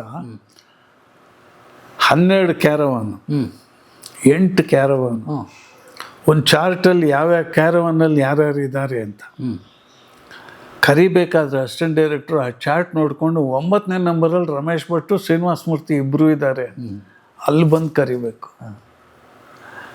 ಹಂಗಿದೆ. ಮುಂಚೆ ಎಲ್ಲ ಇಂಪ್ರೂವ್ ಮಾಡೋದಕ್ಕೆ ಅವ್ರೇನು ಮಾಡ್ತಾರೆ, ಇವು ನಾವೇನು ಮಾಡ್ಬೋದು, 1-2 ಮಾನಿಟ್ರ್ ಟೈಮ್ ಇರೋದು. ಈಗ ಅದಕ್ಕೆ ಅವಕಾಶನೇ ಇಲ್ಲ.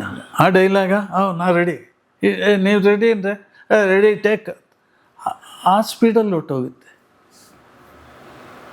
ಮುಂಚೆ ಹಂಗಿರಲಿಲ್ಲ. ಆ ಸೀನಲ್ಲಿ ಎಷ್ಟು ಜನ ಆರ್ಟಿಸ್ಟ್ ಇದ್ದಾರೆ ಅಷ್ಟು ಜನ ಅಲ್ಲಿ ಇರ್ತಾಯಿದ್ರು. ಅವ್ರಿಗೆ ಇಲ್ಲ ಅಂದಾಗ ಅವ್ರು ಬೇರೆ ಹೋಗೋರು ಅಷ್ಟೆ. ನಾವು ನೋಡ್ದಂಗೆ ನಾವು ಮಾಡಿರೋದು ರಾಜ್ಕುಮಾರ್ ಅವ್ರ ಜೊತೆ ಒಂದೇ ಸಿನಿಮಾ, ಒಂದು ಮುತ್ತಿನ ಕಥೆ. ಅವರು ಸೀನಲ್ಲಿ ಇಲ್ಲದೆ ಇದ್ದರು, ಅದಕ್ಕೆ ಕನೆಕ್ಟೆಡ್ ಸೀನ್ ಅವರಲ್ಲಿ ಆ್ಯಕ್ಟ್ ಮಾಡಬೇಕು ನೆಕ್ಸ್ಟು ಅಂತ ಗೊತ್ತಿದ್ದರೆ ಅಲ್ಲೇ ಕೂತಿರ್ತಾರೆ. ಅಣ್ಣ ಇಲ್ಲಿ ಸ್ಮೋಕ್ ಎಲ್ಲ ಇದೆ, ಇಲ್ಲಿ ಯಾಕೆ ಕೂತಿದ್ದೀರಾ ಅಂದರೆ, ಇಲ್ಲ ಅವ್ರು ಏನು ಮಾಡ್ತಾರೆ ನಾನು ನೋಡಬೇಕು, ನಾನು ರಿಯಾಕ್ಟ್ ಮಾಡಬೇಕಲ್ವ ಅವ್ರ ಮಾತಿಗೆ, ನಾನು ಅವ್ರ ಕಷ್ಟ ಏನು, ಯಾವ ಲೆವೆಲಲ್ಲಿ ಅವ್ರು ಮಾತಾಡ್ತಾರೆ ನನಗೆ ಗೊತ್ತಾಗಬೇಕು. ನೀನು ಬರ್ದಿರೋ ತೋರಿಸ್ತೀಯ, ಅಕ್ಷರಕ್ಕೆ ಭಾವನೆ ಇರಲ್ಲ, ಭಾವನೆ ಕೊಡೋದು ಆ ಕಲಾವಿದ. ಅವನೇನು ಮಾತಾಡ್ತಾನೆ ಆ ಭಾವನೆ ನಂಗೆ ಅರ್ಥ ಆದರೆ ನಾನು ಅದಕ್ಕೆ ಕರೆಕ್ಟಾಗಿ ಆ್ಯಕ್ಟ್ ಮಾಡೋಕ್ಕೆ. ಇದು ಅವ್ರು ಹೇಳಿದ ಮಾತು, ಅವ್ರು ಹೇಳಿದ ಮಾತಿದು. ಅಕ್ಷರಕ್ಕೆ ಭಾವನೆ ಇರಲ್ಲ, ಬರೀ ಅಕ್ಷರ ಅದು. ಭಾವನೆ ತುಂಬೋದು ಕಲಾವಿದ. ಅವ್ರು ಯಾವ ರೇಂಜಲ್ಲಿ ಮಾತಾಡಿರ್ತಾರೆ ಅನ್ನೋದು ಗೊತ್ತಾದರೆ ರಿಯಾಕ್ಟ್ ಮಾಡ್ಬೋದು, ನಾನು ಅದಕ್ಕೆ ತಕ್ಕನಾಗಿ ಅಭಿನಯಿಸ್ಬೋದು. ಅದಕ್ಕೆ ಇರ್ತೀನಪ್ಪ, ತೊಂದರೆ ಇಲ್ಲ, ನಿಮ್ಮ ಕೆಲಸ ನೋಡಿ, ನಿಮ್ಮ ಕೆಲಸ ನೋಡಿ. ಇವತ್ತು ಯಾರು ಆ ಥರ ಕೆಲವರು ನಮ್ಮ ಗೆಳೆಯರಂದರೆ ಈಗಿನ ಹೊಸ ಹುಡುಗರಿದ್ದಾರಲ್ಲ ಜರ್ನಲಿಸ್ಟ್ಗಳು, ನಾವು ರಾಜ್ಕುಮಾರ್ ಎಲ್ಲ ಒಟ್ಟಿಗೆ ಚಕ್ಕಳ ಮಕ್ಕಳು ಹಾಕಿ ಕೂತ್ಕೊಂಡು ಊಟ ಮಾಡಿದ್ವಿ ದಿನಗಳಿತ್ತು ಅಂತೇಳಿ ಹೇಳಿದರೆ ನಂಬಲ್ಲ ಸರ್. ಆ ಥರ ಇದ್ದರು ಸರ್. ಊಟ ಜೊತೆಯಲ್ಲೇ ಮಾಡ್ಬೇಕು ಸರ್ ಅವರು. ನಮಗೆಲ್ಲ ಕೂರಿಸ್ಕೊಂಡು ಪಕ್ಕದಲ್ಲಿ, ನೀವು ಉಪಯೋಗಿಸಲ್ಲ ಅಲ್ವಾ ಇದೆಲ್ಲ, ನಾವು ಇದು ಅಂದರೆ ಪ್ರಾಣ ನಮಗೆ ಅನ್ನೋರು. ಅಂದರೆ ಒಂದು ಅಗಳು ಬಿಡ್ತಾ ಇರಲಿಲ್ಲ ಅವರು, ಒಂದು ಅಗಳು ತಟ್ಟೆಯಲ್ಲಿ ಇರ್ತಾ ಇರಲಿಲ್ಲ, ಎಲೆಯಲ್ಲಿ ಒಂದು ಅಗಳು ಇರಲ್ಲ. ಅಂದರೆ ಆ ನಂಬಿಕೆ, ಆ ವಿಶ್ವಾಸ, ಆ ಭಯ, ಅನ್ನನ ತಿರಸ್ಕರಿಸೋದು ಇದೆಯಲ್ಲ, ಅದು ಒಂದು ಭಯ, ಅದು ದುರಂಕಾರದ ಪರಮಾವಧಿ ಅನ್ನೋ ಥರ ಅವರ ಭಾವನೆ.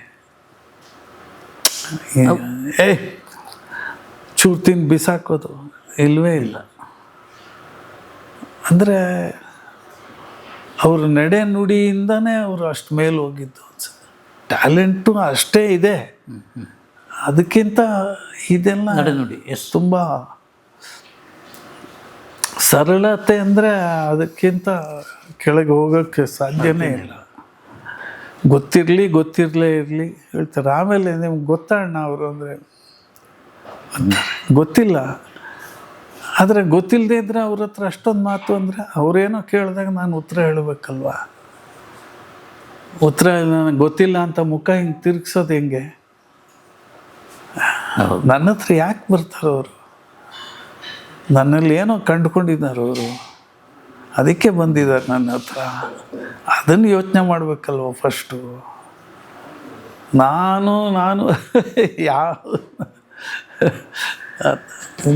ದೊಡ್ಡವ್ರ ಜೊತೆ ಈಗ ಸಂಪರ್ಕ ಹೇಗಿದೆ ಸರ್ ಇಂಡಸ್ಟ್ರಿ ಜೊತೆ ನಿಮ್ಮದು? ಯಾವುದು ಇಂಡಸ್ಟ್ರಿ ಜೊತೆ ನಿಮ್ಮ ಸಂಪರ್ಕ? ಯಾವ್ದ್ರ ಜೊತೆಗೆ? ಇಂಡಸ್ಟ್ರಿ, ಉದ್ಯಮ.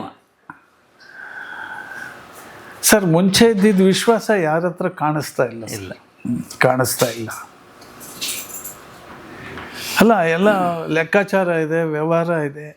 ಯಾವುದೇ ಒಂದಿದ್ರೂ ಅದು ಹಿಂದೆ ಒಂದೇನೋ ಸ್ಕೀಮ್ ಇರುತ್ತೆ ಅನಿಸುತ್ತೆ. ಅಥವಾ ತುಂಬ ಹೊಗಳ್ದಾಗ ಏನೋ ಇದು ಯಾತಕ್ಕೆ ಇಷ್ಟೊಂದು ಹೊಗಳ್ತಾರೆ, ನನಗೆ ಗೊತ್ತು ನನ್ನ ಯೋಗ್ಯತೆ ಏನು ಅಂತ. ನನ್ನಿಂದ 4 ಕಾಸು ಸಂಪಾದನೆ ಮಾಡೋಕ್ಕಂತೂ ಅವ್ರ ಕೈಲಿ ಆಗಲ್ಲ. ಅಥವಾ ನನ್ನ ಮುಖ ನೋಡಿ ಏನು ಹೌಸ್ಫುಲ್ ಶೋಸ್ ಖಂಡಿತ ಇಲ್ಲ. ಪಾತ್ರ ಚೆನ್ನಾಗಿ ಮಾಡ್ತಾರೆ ಅಂತ ಹೇಳ್ಬೋದು, ಅಷ್ಟು ಬಿಟ್ಟರೆ ಅದಕ್ಕಿಂತ ಜಾಸ್ತಿ ಏನು ಇಲ್ಲ ಅನ್ನೋದು ನಮಗೆ ಗೊತ್ತಿದೆ. ಸೊ ಹಂಗಿರೋವಾಗ ಎಲ್ಲ ಬೂಟಾಟಿಕೆ ಏನಕ್ಕೆ ಆ ಥರದ್ದಿದೆ. ಈಗ ಮುಂಚೆಲ್ಲ ಒಂದು ಸಿನಿಮಾ ಮಾಡಿದ್ರೆ ಆ ಡೈರೆಕ್ಟ್ರಿಗೆ ಫಸ್ಟ್ ಟೈಮ್ ನಾವು ಮಾಡಿದರೆ ಅವ್ರು ನೆಕ್ಸ್ಟ್ ಟೈಮ್ ಮಾಡುವಾಗ ನಮ್ಮನ್ನು ನೆನಪು ಮಾಡ್ಕೊತಾರೆ. ಈಗ ಆ ಥರದ್ದು ಇಲ್ಲವೇ ಇಲ್ಲ. ಅಂದರೆ ಅವ್ರಿಗೆ ಯಾವ್ಯಾವ ಒತ್ತಡ ಇದೆಯೋ, ಯಾವ ಥರದ ಒತ್ತಡ ಇದೆಯೋ ಗೊತ್ತಿಲ್ಲ ನಮಗೆ. ಅವರು ಯಾವ ಥರ ಪ್ರೊಡ್ಯೂಸರ್ನ ಕ್ಯಾಚ್ ಮಾಡಿರ್ತಾರೋ, ಏನು ನಂಬಿಸಿ ಅವರು ಇದನ್ನು ತೊಗೊಂಡಿರ್ತಾರೋ ಈ ಪ್ರಾಜೆಕ್ಟ್ನ ಗೊತ್ತಿಲ್ಲ. ಕಾಂಟ್ರಾಕ್ಟಲ್ಲಿ ತೊಗೊಂಡಿದ್ದಾರಾ ಏನು ಅಂದರೆ ಇದು ಬೇರೆಯವ್ರಿಗೆ ಸೂಕ್ಷ್ಮ ಗೊತ್ತಾಗ್ಬಿಡುತ್ತೆ. ನನಗೆ ಯಾವುದು ಸಂಪರ್ಕ ಇಲ್ಲ. ನಾನು ಪ್ರೊಡಕ್ಷನ್ ಮ್ಯಾನೇಜರ್ ಹತ್ರ ಮಾತಾಡಲ್ಲ, ಪ್ರೊಡಕ್ಷನ್ ಹುಡುಗರ ಹತ್ರನೂ ಮಾತಾಡಲ್ಲ, ಅಸಿಸ್ಟೆಂಟ್ ಡೈರೆಕ್ಟ್ರ್ ಹತ್ರನೂ ಕೂತ್ಕೊಂಡು ಒಳಗಡೆ ನುಸ್ಲಿ ಪ್ರಶ್ನೆ ಕೇಳಿ ನಂಗೆ ತಿಳ್ಕೊಂಡು ಏನಾಗಬೇಕು, ನಂಗೆ ಬೇಕಾಗೇ ಇಲ್ಲಲ್ಲ ಅಂತ ನಾನು ಸುಮ್ಮನೆ ಇರ್ತೀನಿ. ಹಾಗಾಗಿ ನಮಗೇನು ಗೊತ್ತಾಗಲ್ಲ. ನಮ್ಮ ಕೆಲಸ ಎಷ್ಟು, ನಮ್ಮ ಕೂಲಿ ಏನು, ಅದು ಯಾವಾಗ ಬರುತ್ತೆ ಅಷ್ಟು ಬಿಟ್ಟರೆ ಬೇರೆ ಯಾವುದಕ್ಕೂ ತಲೆ ಹಾಕಲ್ಲ. ನಮಗೆ ಬೇಡದೇ ಇರೋ ವಿಷಯ ಅಲ್ವಾ. ಅಥವಾ ನಾವು ತಿಳ್ಕೊಂಡು ಮಾತಾಡ್ಬೇಕಾ, ನನ್ನ ಮಗ ಏನು ಮಾಡಿದ ಗೊತ್ತಾ, 1.5 ಕೋಟಿ ಅಂದರೆ 2.5 ಕೋಟಿ ಅಂದರೆ ಮನೆ ಕಟ್ಬಿಟ್ಟು ನನಗೆ ಯಾಕೆ ಇದೆಲ್ಲ ಇದೆ ಅಲ್ಲಿ. ಬೇಡ, ನಾನು ಯಾವ ತಂಟೆಗೂ ಹೋಗಿಲ್ಲ, ಹೋಗೋದು ಇಲ್ಲ. ನಿಮಗೆ ಹೇಗೆ ಸರ್ ಒಂದು ಪಾತ್ರಕ್ಕೆ ಇಷ್ಟು ಅಂತೇಳಿ ಸಂಭಾವನೆ, ಅಥವಾ ಡೈಲಿ? ಮುಂಚೆ ಪಾತ್ರಕ್ಕೆ ಅಂತ ಕೊಡೋರು 3 ಶೆಡ್ಯೂಲು 10 ದಿವಸ, 3 ಶೆಡ್ಯೂಲಲ್ಲಿ ಫಸ್ಟ್ ಶೆಡ್ಯೂಲ್ 3 ದಿವಸ, ಸೆಕೆಂಡ್ ಶೆಡ್ಯೂಲ್ 4 ದಿವಸ, ಥರ್ಡ್ ಶೆಡ್ಯೂಲ್ 8 ದಿವಸ, ಈ ಥರ ಏನೋ ಇರೋದು. ಒಂದು ಪ್ಯಾಕೇಜ್ ಮಾತಾಡೋರು. ಈಗ ಪ್ಯಾಕೇಜ್ ಇಲ್ಲ, ಡೈಲಿ, ಎಲ್ರಿಗೂ ಡೈಲಿ ಆಗಿಬಿಟ್ಟು ಒಂದು ಒಳ್ಳೆಯದು. ಆದರೆ ಡೈಲಿ ಮಾತಾಡಿದ್ರೆ ಡೈಲಿ ಪೇಮೆಂಟ್ ಸೆಟ್ಲ್ ಮಾಡಬೇಕು. ಹೌದು, ಇಲ್ಲ ಮಾಡಲ್ಲ, ನಾಳೆ ಕೊಡ್ತೀವಿ ಅಂತಾರೆ. ಅಥವಾ ಆ ಟೈಮಿಗೆ ಪ್ರೊಡ್ಯೂಸರ್ ಇರಲ್ಲ, ಅಥವಾ ಮ್ಯಾನೇಜರು ಮುಖ್ಯಸ್ಥನೋ ಯಾರೋ ಇರಲ್ಲ. ನೀವು ಎಷ್ಟೊತ್ತು ಕಾಯ್ತೀರಿ ಅವನಿಗೆ? ಮನೆಗೆ ಬರ್ತೀರಿ, ನಾಳೆ ಹೋದಾಗ ನೋಡೋಣ ಅಂತ. ನಾಳೆದು 1 ದಿವ್ಸದ ಕೊಡ್ತಾನೆ. ಅಣ್ಣ ನೆನ್ನೆ ನಾನು ಲೇಟ್ ಬಂದಿದ್ದು, ಅದು ಇಸ್ಕೊಂಡಿಲ್ಲ, ಏನೋ ಒಂದು ಕಾರಣ ಇರುತ್ತೆ ಅವ್ರಿಗೆ ಹೇಳೋಕ್ಕೆ. ಕಾರಣಕ್ಕೆ ಏನು ಸರ್, ಎಷ್ಟೊಂದು ಸೃಷ್ಟಿ ಮಾಡ್ಬೋದಲ್ಲ. ಅಲ್ಲ, ಚಿತ್ರರಂಗ ಅಂತಲ್ಲ, ಎಲ್ಲೋದ್ರೆ ವ್ಯಾವಹಾರಿಕವಾಗಿ ಅಲ್ಲ, ನಾನು ಹೇಳೋದು ಗಂಡ ಹೆಂಡತಿ ಮಧ್ಯೆನೇ ಇರುತ್ತೆ, ಅಪ್ಪ ಮಕ್ಕಳ ಮಧ್ಯೆ ಇರುತ್ತೆ, ಸಣ್ಣ ಮಕ್ಕಳು ಟೀಚರ್ ಜೊತೆ ಇರುತ್ತೆ. ಅದೆಲ್ಲ ಒಂದು ರೀತಿ ಅಭಿನಯನೇ. ಸೊ ಅಭಿನಯ ಮಾಡ್ತಾರೆ, ಅದಿದೆ. ಕುರುಕ್ಷೇತ್ರ ಮಾಡಿದ್ರಲ್ಲ ಸರ್? ಹಾಂ, ಮಾಡಿದ್ನಲ್ಲ. ಸಂಗೊಳ್ಳಿ ರಾಯಣ್ಣ, ಕುರುಕ್ಷೇತ್ರ. ದರ್ಶನ್ ಬೇರೆಯವರು ಸರ್? ದರ್ಶನ್ ಜೊತೆ ಮಾಡಿದೆ. ಒಂದು 13 ಸಿನಿಮಾನ ಮಾಡಿದ್ದೀನಿ. ಹಾಂ, ಬುಲ್ಬುಲ್ ಮಾಡಿದೆ. ಆಮೇಲೆ ನಮ್ಮ ಸಾಧು ಕೋಕಿಲ 2 ಸಿನಿಮಾ ಡೈರೆಕ್ಟ್ ಮಾಡಿದ್ರು ಅವ್ರದ್ದು, ದರ್ಶನ್ದು. ಅದ್ರಲ್ಲಿ ಮಾಡಿದೆ. ನನಗೆ ಹೆಸರುಗಳು ಜ್ಞಾಪಕ ಇರಲ್ಲ ಸರ್. ಈಗ ಮುಂಚೆ ಭಾಳ ಇಂಟ್ರೆಸ್ಟ್ ಇತ್ತು ಬಿಗಿನಿಂಗಲ್ಲಿ. ಒಂದು 80 ಸಿನಿಮಾ ಆಗೋವರೆಗೂ ಎಲ್ಲ ಗೀಟು ಬರೆದು ಮಾಡ್ತಿದ್ದೆ. ಆಮೇಲೆ ಇದೇ ರೂಢಿ ಆಯ್ತಲ್ಲ, ಬೆಳಗ್ಗೆ ಎದ್ರೆ ಹೋಗೋದು ಬರೋದು. ಅಂತ ಒಬ್ಬ ಹೀರೋ ಎಲ್ಲೋ ಕೂತ್ಕೊಂಡಿದ್ದಾರೆ ಈಗ. ಸರ್ ಯಾರಿಗೂ ಆ ಥರ ಪದವಿ ಸಿಕ್ಕಲ್ಲ ಸರ್, ಏನು ಸರ್? ಸಿಕ್ಕಲ್ಲ ಸರ್. ಅದನ್ನು ಉಳಿಸ್ಕೋಬೇಕಾಗಿತ್ತು. ಏನು ವಯಸ್ಸಲ್ಲಿ ಇದ್ದಾಗ ಪ್ರೈಮ್ ಏಜಲ್ಲಿ ಪ್ರೈಮಿಗೆ ಮೇಲೆ ಬಂದಾಗ ಈ ಥರದ್ದು ಅನಾಹುತ ಮಾಡ್ಕೊಂಡ್ಬಿಟ್ರೆ ತುಂಬ ಕಷ್ಟ, ತುಂಬ ಬೇಸರ ಆಗುತ್ತೆ. ಬಟ್ ಏನಪ್ಪ ಅಂದರೆ ಇದು ಆರೋಪಿ ಅಷ್ಟೇ, ಅಪರಾಧಿ ಅಲ್ಲ ಇವರೆಗೆ. ಸರಿ, ಕೇಳೋರಿಗೆ ನೋಡೋರಿಗೆ ಆ ಥರ ಅನ್ಸಲ್ವ? ಇಲ್ಲ, ಜೈಲಲ್ಲಿದ್ದಾರೆ. ಆ ಥರ ಈ ಥರ ವಿಶ್ಲೇಷಣೆ ಮಾಡಿಕೊಂಡ್ರೆ ಓಕೆ. ಯಾರು ಮಾಡಲ್ಲ. ಕಾಮನ್ ಮ್ಯಾನ್ಗೆ ಏನು ಅಪರಾಧಿ ಅಷ್ಟೇ, ಇದಷ್ಟೇ, ಏನು ವರ್ಷಗಟ್ಟಲೆ ಜೈಲಲ್ಲಿ ಇದ್ದರೆ ಅಪರಾಧಿ ಅಂದರೆ ಕಾನೂನು ಚೌಕಟ್ಟಲ್ಲಿ ಏನಿದೆ ಅಂತ ಯಾರಿಗೂ ಏನು ಸರಿಯಾಗಿ ತಿಳುವಳಿಕೆ ಇಲ್ಲ ಸರ್ ಜನಕ್ಕೆ, ಕಾಮನ್ ಮ್ಯಾನ್ಗೆ ಇಲ್ಲ. ಸ್ವಲ್ಪ ಬುದ್ಧಿ ಇರೋರಿಗೆ ಓಕೆ, ಅರ್ಥ ಮಾಡ್ಕೋತಾರೆ. ಬೇರೆಯವರೆಲ್ಲ ಅರ್ಥ ಮಾಡ್ಕೊಳ್ಳಲ್ಲ, ಒಂದು ಡಿಸಿಷನ್ಗೆ ಬಂದ್ಬಿಡ್ತಾರೆ. ಆ ಥರ ಆಗಬಾರ್ದಿತ್ತು. ತುಂಬ ಅವ್ರ ಸಂಪರ್ಕ ಹೇಗೆ ಸರ್? ಇಲ್ಲ ಸರ್, ಈಗ ಸಿನಿಮಾದ ಹೊರತಾಗಿ ನಿಮ್ಮ ಅವರ ಸಂಬಂಧ ಇಲ್ಲ ಇಲ್ಲ. ತೂಗುದೀಪ ಶ್ರೀನಿವಾಸ್ ಅವ್ರ ಹತ್ರ ಇತ್ತು ಒಂಚೂರು, ಅಂದರೆ ಶೂಟಿಂಗ್ ಹೋದಾಗ ಮಾತುಗೀತ ಆಡೋರು. ಆಮೇಲೆ ನಾನು ಹೇಳಿದ್ನಲ್ಲ, ಯಾರ ಜೊತೆಲೂ ಸಂಪರ್ಕ ಇಟ್ಕೊಳ್ಳೋದೇ ಇಲ್ಲ. ಎಷ್ಟು ನನ್ನ ಪೋರ್ಷನ್ ಅಲ್ಲಿ ಹೋದಾಗ ಚೆನ್ನಾಗಿದ್ದೀರಾ, ಚೆನ್ನಾಗಿದ್ದೀನಿ, ಯಾವ್ದು ಮಾಡಿದ್ರಿ, ಅದು ಮಾಡೋದೆ, ಪುಣ್ಯಕೋಟಿ ಮುಗಿಸ್ಕೊಂಡು ಬಂದೆ, ಹೌದಾ, ಏನು ಬೇರೆ ಏನು ಮಾಡ್ತಿದ್ದೆ ಅಷ್ಟೇ. ನಿಮ್ಮ ಮನೇಲಿ ಎಷ್ಟು ಜನ ಇದ್ದಾರೆ, ಏನು ಯಾವುದಕ್ಕೂ ಹೋಗಲ್ಲ. ಆಮೇಲೆ ನನಗೆ ಸ್ನೇಹ ಹೆಂಗೆ ಉಳಿಸ್ಕೊಳ್ಳೋದು ಅನ್ನೋದೇ ಗೊತ್ತಿಲ್ಲ ಸರ್ ನನಗೆ. ಹಾಂ, ಈಗ ಒಬ್ಬ ಹೀರೋ ಮನೆಗೆ ಹೋಗಬೇಕು, ಅವ್ರು ಯಾವುದೋ ಸಿನಿಮಾ ಅನೌನ್ಸ್ ಆಗಿರುತ್ತೆ, ನಾನು ಹೋದಾಗ ಅದಕ್ಕೋಸ್ಕರ ಬಂದ ಅಂತ ಅವ್ರು ತಿಳ್ಕೊಂಡ್ರೆ ಬೇಡ, ಹೋಗೋದು ಬೇಡ, ಏನಕ್ಕೆ ಹೋಗ್ಬೇಕು ಅಂತ. ನನಗೆ ಯಾರ ಜೊತೆಲೂ ಸಂಪರ್ಕ ಇಲ್ಲ ಸರ್. ಶಿವಣ್ಣನ ಜೊತೆ 15-18 ಸಿನಿಮಾ ಮಾಡಿದ್ದೀನಿ, ನಾನು ಒಂದು ದಿವಸ ಅವ್ರ ಮನೆಗೆ ಹೋಗಿಲ್ಲ. ಅವ್ರು ಕರೆದಾಗ 1-2-3 ಸಾರಿ ಹೋಗಿರ್ಬೋದು. ಬಟ್ ಸಿಕ್ಕಿದಾಗ ಸ್ನೇಹ ಚೆನ್ನಾಗಿದೆ. ಸಿಕ್ಕಿದಾಗ ಹಗ್ ಮಾಡ್ಕೊಳ್ಳೋದು, ಅಣ್ಣ ಹೆಂಗಿದ್ದೀರಾ, ಮುಗೀತು, ಬೇರೆ ಏನೂ ಇಲ್ಲ. ಎಲ್ಲರೂ ಅಷ್ಟೇ. ಈಗ ರಾಮಕೃಷ್ಣ ಒಂದು ಸಿರಿಸಿಯವನು, ಗೊತ್ತಿರೋನು, ಜೊತೆಲಿ ಕೆಲಸ ಮಾಡಿದ್ದೀವಿ. ನಾನು ಅವನಿಗೂ ಯಾವತ್ತೂ ಫೋನ್ ಮಾಡಲ್ಲ. ಮೊನ್ನೆ ಅಪರೂಪಕ್ಕೆ ಜಗದೀಶ್ ಮನೆಗೆ ಹೋಗಿದ್ದೆ, ಜೈ ಜಗದೀಶ್. ತುಂಬ ಹುಷಾರಿಲ್ವಲ್ಲ, ನೋಡ್ಕೊಂಡು ಬರೋಣ ಅಂತ. ಸೊ ಮನೆಗೆ ಹೋಗಿ ಮಾತಾಡ್ಸ್ಕೊಂಡು ಬಂದೆ, ಅಷ್ಟು ಬಿಟ್ಟರೆ. ಈಗ ಮುನ್ನಿ ಗೊತ್ತಿದೆ, ಮುನ್ನಿ ಡೈರೆಕ್ಷನಲ್ಲೂ ಪಾರ್ಟ್ ಮಾಡಿದ್ದೀನಿ.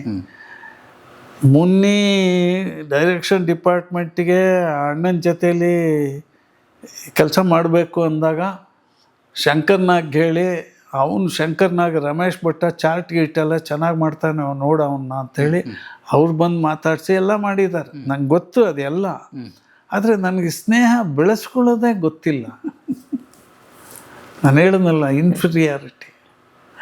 ಬಟ್ ಯಾರು ನಿಮ್ಮ ಬಗ್ಗೆ ತಪ್ಪು ತಿಳ್ಕೊಳ್ಳಿಲ್ಲ.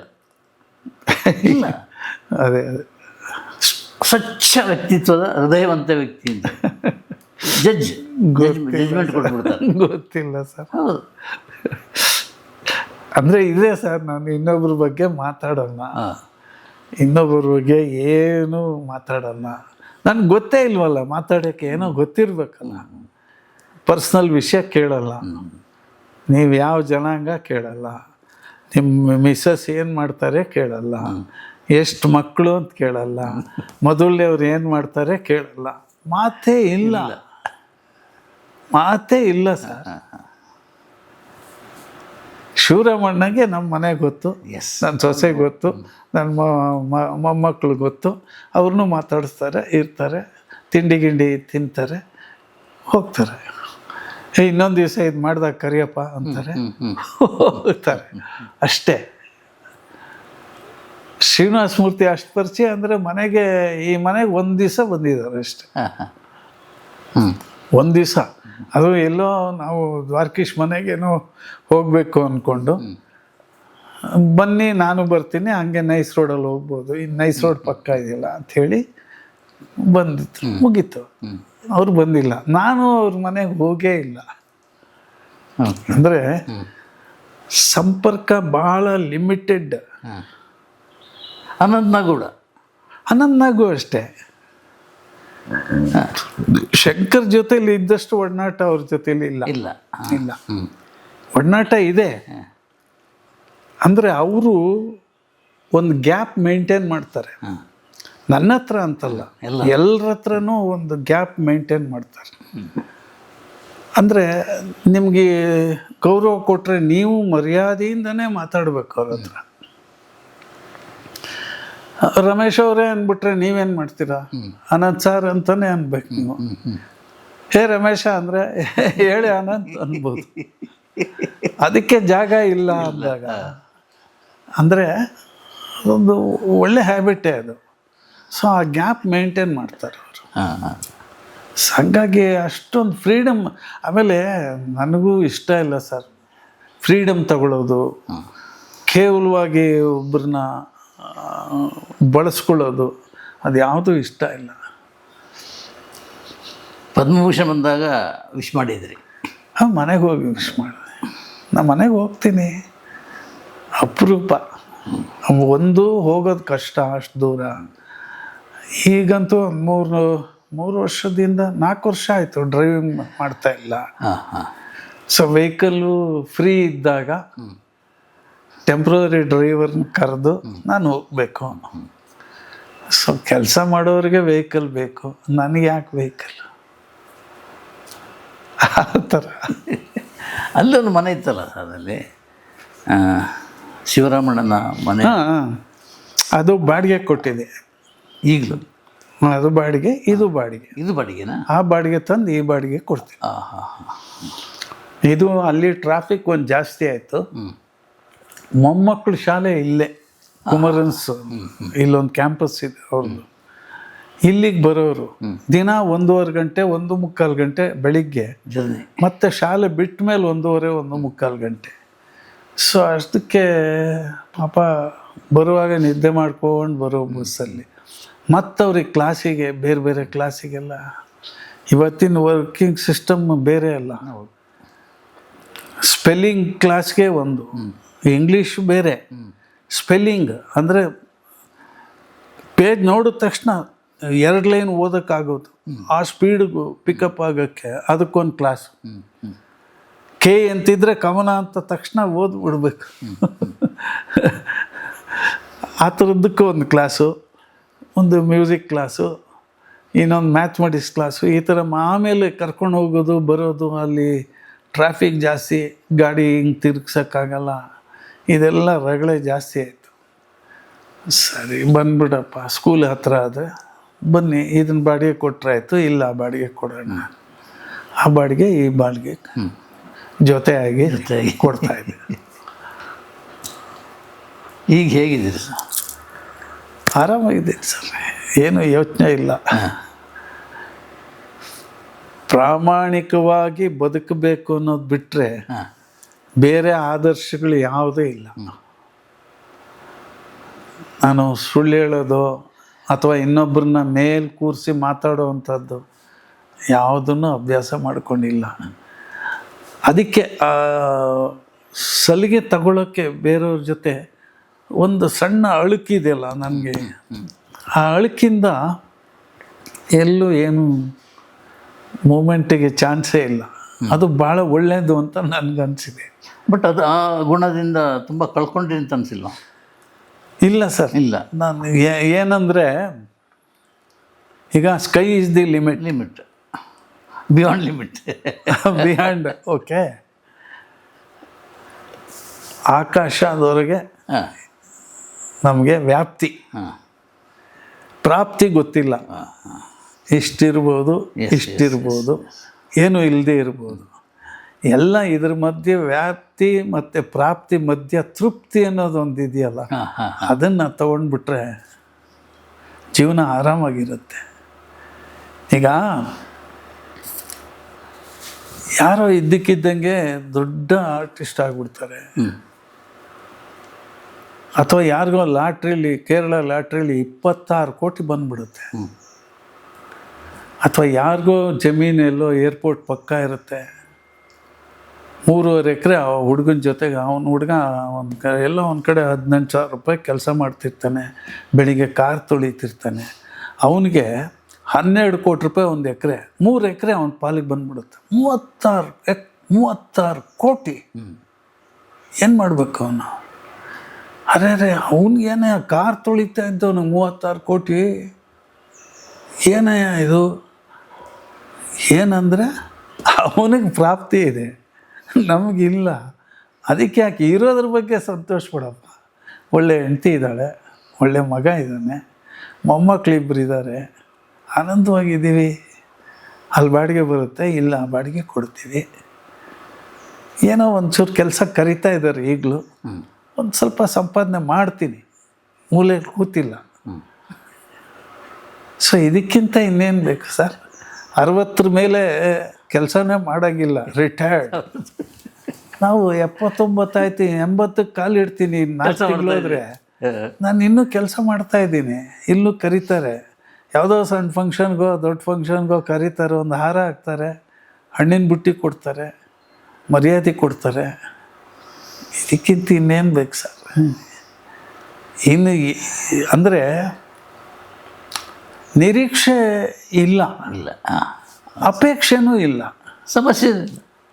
ಸೊ ನಿರೀಕ್ಷೆ ಅಪೇಕ್ಷೆ ಎರಡೂ ಇಲ್ಲದೆ ಇದ್ದಾಗ ಜೀವನ ತುಂಬ ಸುಲಭವಾಗಿರುತ್ತೆ. ನನಗೆ ನಿರೀಕ್ಷೆ ಇದ್ದಾಗ ಏನಾರು ಮಾಡಿ ಸೆಂಟ್ರಲ್ ಅವಾರ್ಡ್ ತೊಗೊಳ್ಳೇಬೇಕಪ್ಪ. ಯಾರ್ಯಾರಿಗೋ ಬಂದಿದೆ. ಅದು ಯಾವುದು ಲಾಟಿನ್ ಅಂತ ಒಂದು ಸಿನಿಮಾ ತೆಗೆದಪ್ಪ, ಲಾಟಿನ್ ಲಾಂಧ್ರ. ಅದಕ್ಕೆ ಅವನಿಗೆ ತತ್ತೇರಿ ನಾ ಏನೇನು ಮಾಡಿದೆ ಅಂತಂದರೆ ತಲೆ ಕೆಟ್ಟೋಗುತ್ತೆ ಹೊರತು ಇನ್ನೇನು ಆಗಲ್ಲ. ನನಗೆ ಸಿಕ್ಕಿದ್ದನ್ನು ಎಷ್ಟು ಮಟ್ಟಿಗೆ ಚೆನ್ನಾಗಿ ಮಾಡ್ಬೋದೋ ಅದಕ್ಕೆ ಪ್ರಯತ್ನ ಪಡೋದು ಅಷ್ಟೇ ನನ್ನ ಕೆಲಸ. ಬೇರೆ ಯಾವುದು ನಿರೀಕ್ಷಣೆ ಅಪೇಕ್ಷೆ ಇಲ್ಲ, ಬೇಡ. ಈಗ ನಾನು ರಂಗಭೂಮಿಯಿಂದ ಬಂದವನು. ಅದರಲ್ಲೂ ಹವ್ಯಾಸಿ ರಂಗಭೂಮಿಯಲ್ಲಿ ತುಂಬ ಕೆಲಸ ಮಾಡಿದವನು. ಅಕಾಡೆಮಿಯಿಂದ ಪ್ರಶಸ್ತಿನೇ ಬಂದಿಲ್ಲ. ನಾಟಕ ನೋಡೋರಿಗೆಲ್ಲ ಪ್ರಶಸ್ತಿ ಕೊಟ್ಟಿದ್ದಾರೆ. ನಾನು ಹೇಳೋದು, ನನಗೆ ಕೊಟ್ಟಿಲ್ಲ ಅಂತಂದರೆ ನಾನು ಯಾರಿಗೆ ಕೇಳಬೇಕು? ಅಥವಾ ಕೇಳಿಸ್ಕೊಳ್ಳೋದು? ಅದು ಅಲ್ಲ, ಗೊತ್ತಿಲ್ಲ, ಅವ್ರ ದೃಷ್ಟಿಗೆ ಬಿದ್ದಿಲ್ಲ, ಆಯ್ತಪ್ಪ. ಈಗ ಆರ್ಟ್ ಫಿಲಮ್ ಎಷ್ಟು ಜನ ಮಾಡ್ತಾಯಿದ್ದಾರೆ? ಕಾಸರವಳ್ಳಿ ನಂಗೆ ಗೊತ್ತಿಲ್ವಾ? ವೈಶಾಲಿ ಮದುವೆಗೆ ಮುಂಚೆಯಿಂದ ಗೊತ್ತು ನನಗೆ.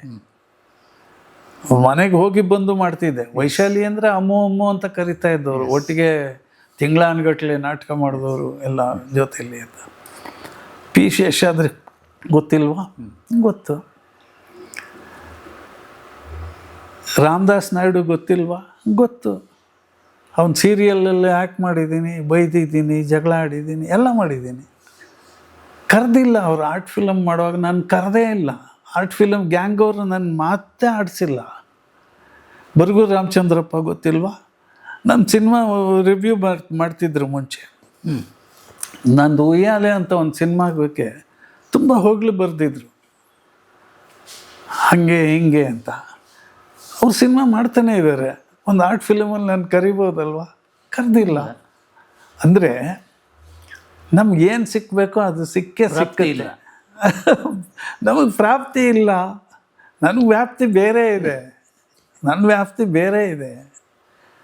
ಸೊ ಇದೆಲ್ಲ ನಾನು ಲೆಕ್ಕನೇ ಹಾಕಿದೆ. ಸುಮ್ಮನೆ ಅದಿಲ್ಲ ಇದಿಲ್ಲ ಅಂದರೆ ಅದಕ್ಕೆ ಇಲ್ಲ ಅಂತ ನೀನು ಇಲ್ಲಿ ಬರೆಯೋದೇ ಬಿಟ್ಬಿಟ್ರೆ ಇಲ್ಲಿರೋದು ಟೋಟ್ಲ್ ಹಾಕಪ್ಪ.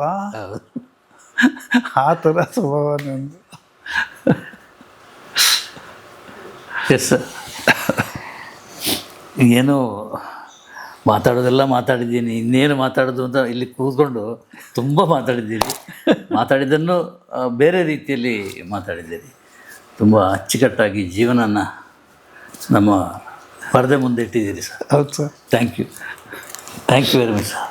ಬೇರೆ ನಮ್ಮ ವೀಕ್ಷಕರಿಗೆ ಏನಾದರೂ ಹೇಳೋದಿದ್ದರೆ? ವೀಕ್ಷಕರಿಗಲ್ಲ, ನಾನು ನಿಮಗೆ ಹೇಳ್ತೀನಿ. ಆಯ್ತು ಹೇಳಿ. ನಿಮ್ಮ ಪರಿಚಯ 77ರಿಂದ ಇದೆ. ಆಯಿತು 77ರಿಂದ ಆಲ್ಮೋಸ್ಟ್ 48 ವರ್ಷ. ಹಾಂ 48 ವರ್ಷದಿಂದ ನೋಡ್ತಾನೆ ಬೆಳೆದಿದ್ದೀವಿ. ಎಸ್, ಕಾಸರಗೋಡು ಇವತ್ತಲ್ಲ ನೋಡ್ತಾ ಇರೋದು, ನಮ್ಮ ಏಳು ಬೀಳು ಎಲ್ಲವನ್ನು ನೋಡಿದ್ದೀರಾ. ಬೇಕಾದಷ್ಟರಲ್ಲಿ ಹೊಗಳಿದ್ದೀರಾ, ಬೇಕಾದಷ್ಟರಲ್ಲಿ ತಿದ್ದಿದ್ದೀರಾ, ಎಲ್ಲ ನಿಮಗೆ ಗೊತ್ತಿರೋ ವಿಷಯನೇ. ನಾನೇನು ಹೊಸದಾಗಿ ಹೇಳುವಂಥದ್ದು ಎಂಥದ್ದು ಇಲ್ಲ. ಇದಿಷ್ಟು ನಾನು ಏನು ಹೇಳಿದ್ದನ್ನು ನೀವು ಕಣ್ಣಾರೆ ನೋಡಿ ಅನುಭವಿಸಿದ್ದೀರಾ, ಈ ವ್ಯಕ್ತಿ ಹೆಂಗೆ ಅಂತ. ಹೌದಲ್ವ? ಎಲ್ಲ ಗೊತ್ತಿತ್ತು. ಕ್ಯಾಮರಾ ಮುಂದೆ ನೀವೇ ಮಾತಾಡ್ಬೇಕಾಗಿತ್ತು, ಅದು ಮಾತಾಡಿದ್ದೀರಿ. ಏನೋ ನಮ್ಮ ಪ್ರೇಕ್ಷಕರು ನಮ್ಮ ಮೇಲೆ ಇಟ್ಟಿರೋ ಪ್ರೀತಿಯಿಂದ ನಾವು ಒಂದು ಆನಂದದ ಬದುಕನ್ನು ಬದುಕ್ತಾ ಇದ್ದೀವಿ, ನೆಮ್ಮದಿಯಾಗಿದ್ದೀವಿ. ನೆಮ್ಮದಿ ಇದಕ್ಕಿಂತ ಏನು ಬೇಕು? ಕರ್ನಾಟಕದಲ್ಲಿ ಎಲ್ಲಿ ಹೋದರೂ, ಎಲ್ಲೇ ಹೋಗಿ ನೀವು, ಒಂದು ಸಣ್ಣ ನಗು ಬರುತ್ತೆ ಅವ್ರ ಮುಖದಲ್ಲಿ. ಮಾತಾಡ್ಸೋಕ್ಕೆ ಸಂಕೋಚ ಇರ್ಬೋದು ಕೆಲವರಿಗೆ, ಅಥವಾ ಹೇಗೆ ಮಾತಾಡ್ಸೋದು ಅಂತ ಗೊತ್ತಿಲ್ಲದೆ ಸುಮ್ಮನೆ ಇರ್ಬೋದು. ಆದರೂ ಒಂದು ಸಣ್ಣ ನಗು ಬರುತ್ತೆ. ನಾನು ನೋಡಿ ಗುರುತು ಹಿಡಿದವ್ರಿಗೆ ಒಂದು ಸಣ್ಣ ನಗು ಅವ್ರ ಫೇಸಲ್ಲಿ ಬರುತ್ತೆ. ಅದಕ್ಕಿಂತ ದೊಡ್ಡ ಭಾಗ್ಯ ಏನಿದೆ ಸರ್? ಎಸ್, ಪ್ರತಿಯೊಬ್ಬರೂ ಒಂದು ಐಡೆಂಟಿಫೈಗೆ ಹೋರಾಟ ಮಾಡಿ, ಪ್ರೆಸ್ ಮೀಟ್ ಮಾಡಿ, ನಾನು ಇಂಥವನು ಅಂಥೇಳಿ ಎಲ್ಲೋ ಒಂದಷ್ಟು ದಾನ ಮಾಡಿ, ಒಂದು ಚೆಕ್ ಕೂಡ ಫೋಟೋ ಪೇಪರಲ್ಲಿ ಬರಬೇಕು, ಹಂಗಿದ್ರೆ ದುಡ್ಡು ಕೊಡ್ತೀನಿ ಅಂತ ಹೇಳಿ ಮಾಡೋರು ಇದ್ದಾರೆ. ಅದ್ಯಾವುದೂ ಇಲ್ಲ. ದೇವರು ನಮ್ಗೆ ಅದನ್ನು ಕೊಟ್ಟು ಕಳಿಸಿದ್ದಾನಲ್ಲ. ನಮ್ಮ ಮುಖ ನೋಡಿದ ತಕ್ಷಣ ಒಂದು ಸಣ್ಣ ನಗು.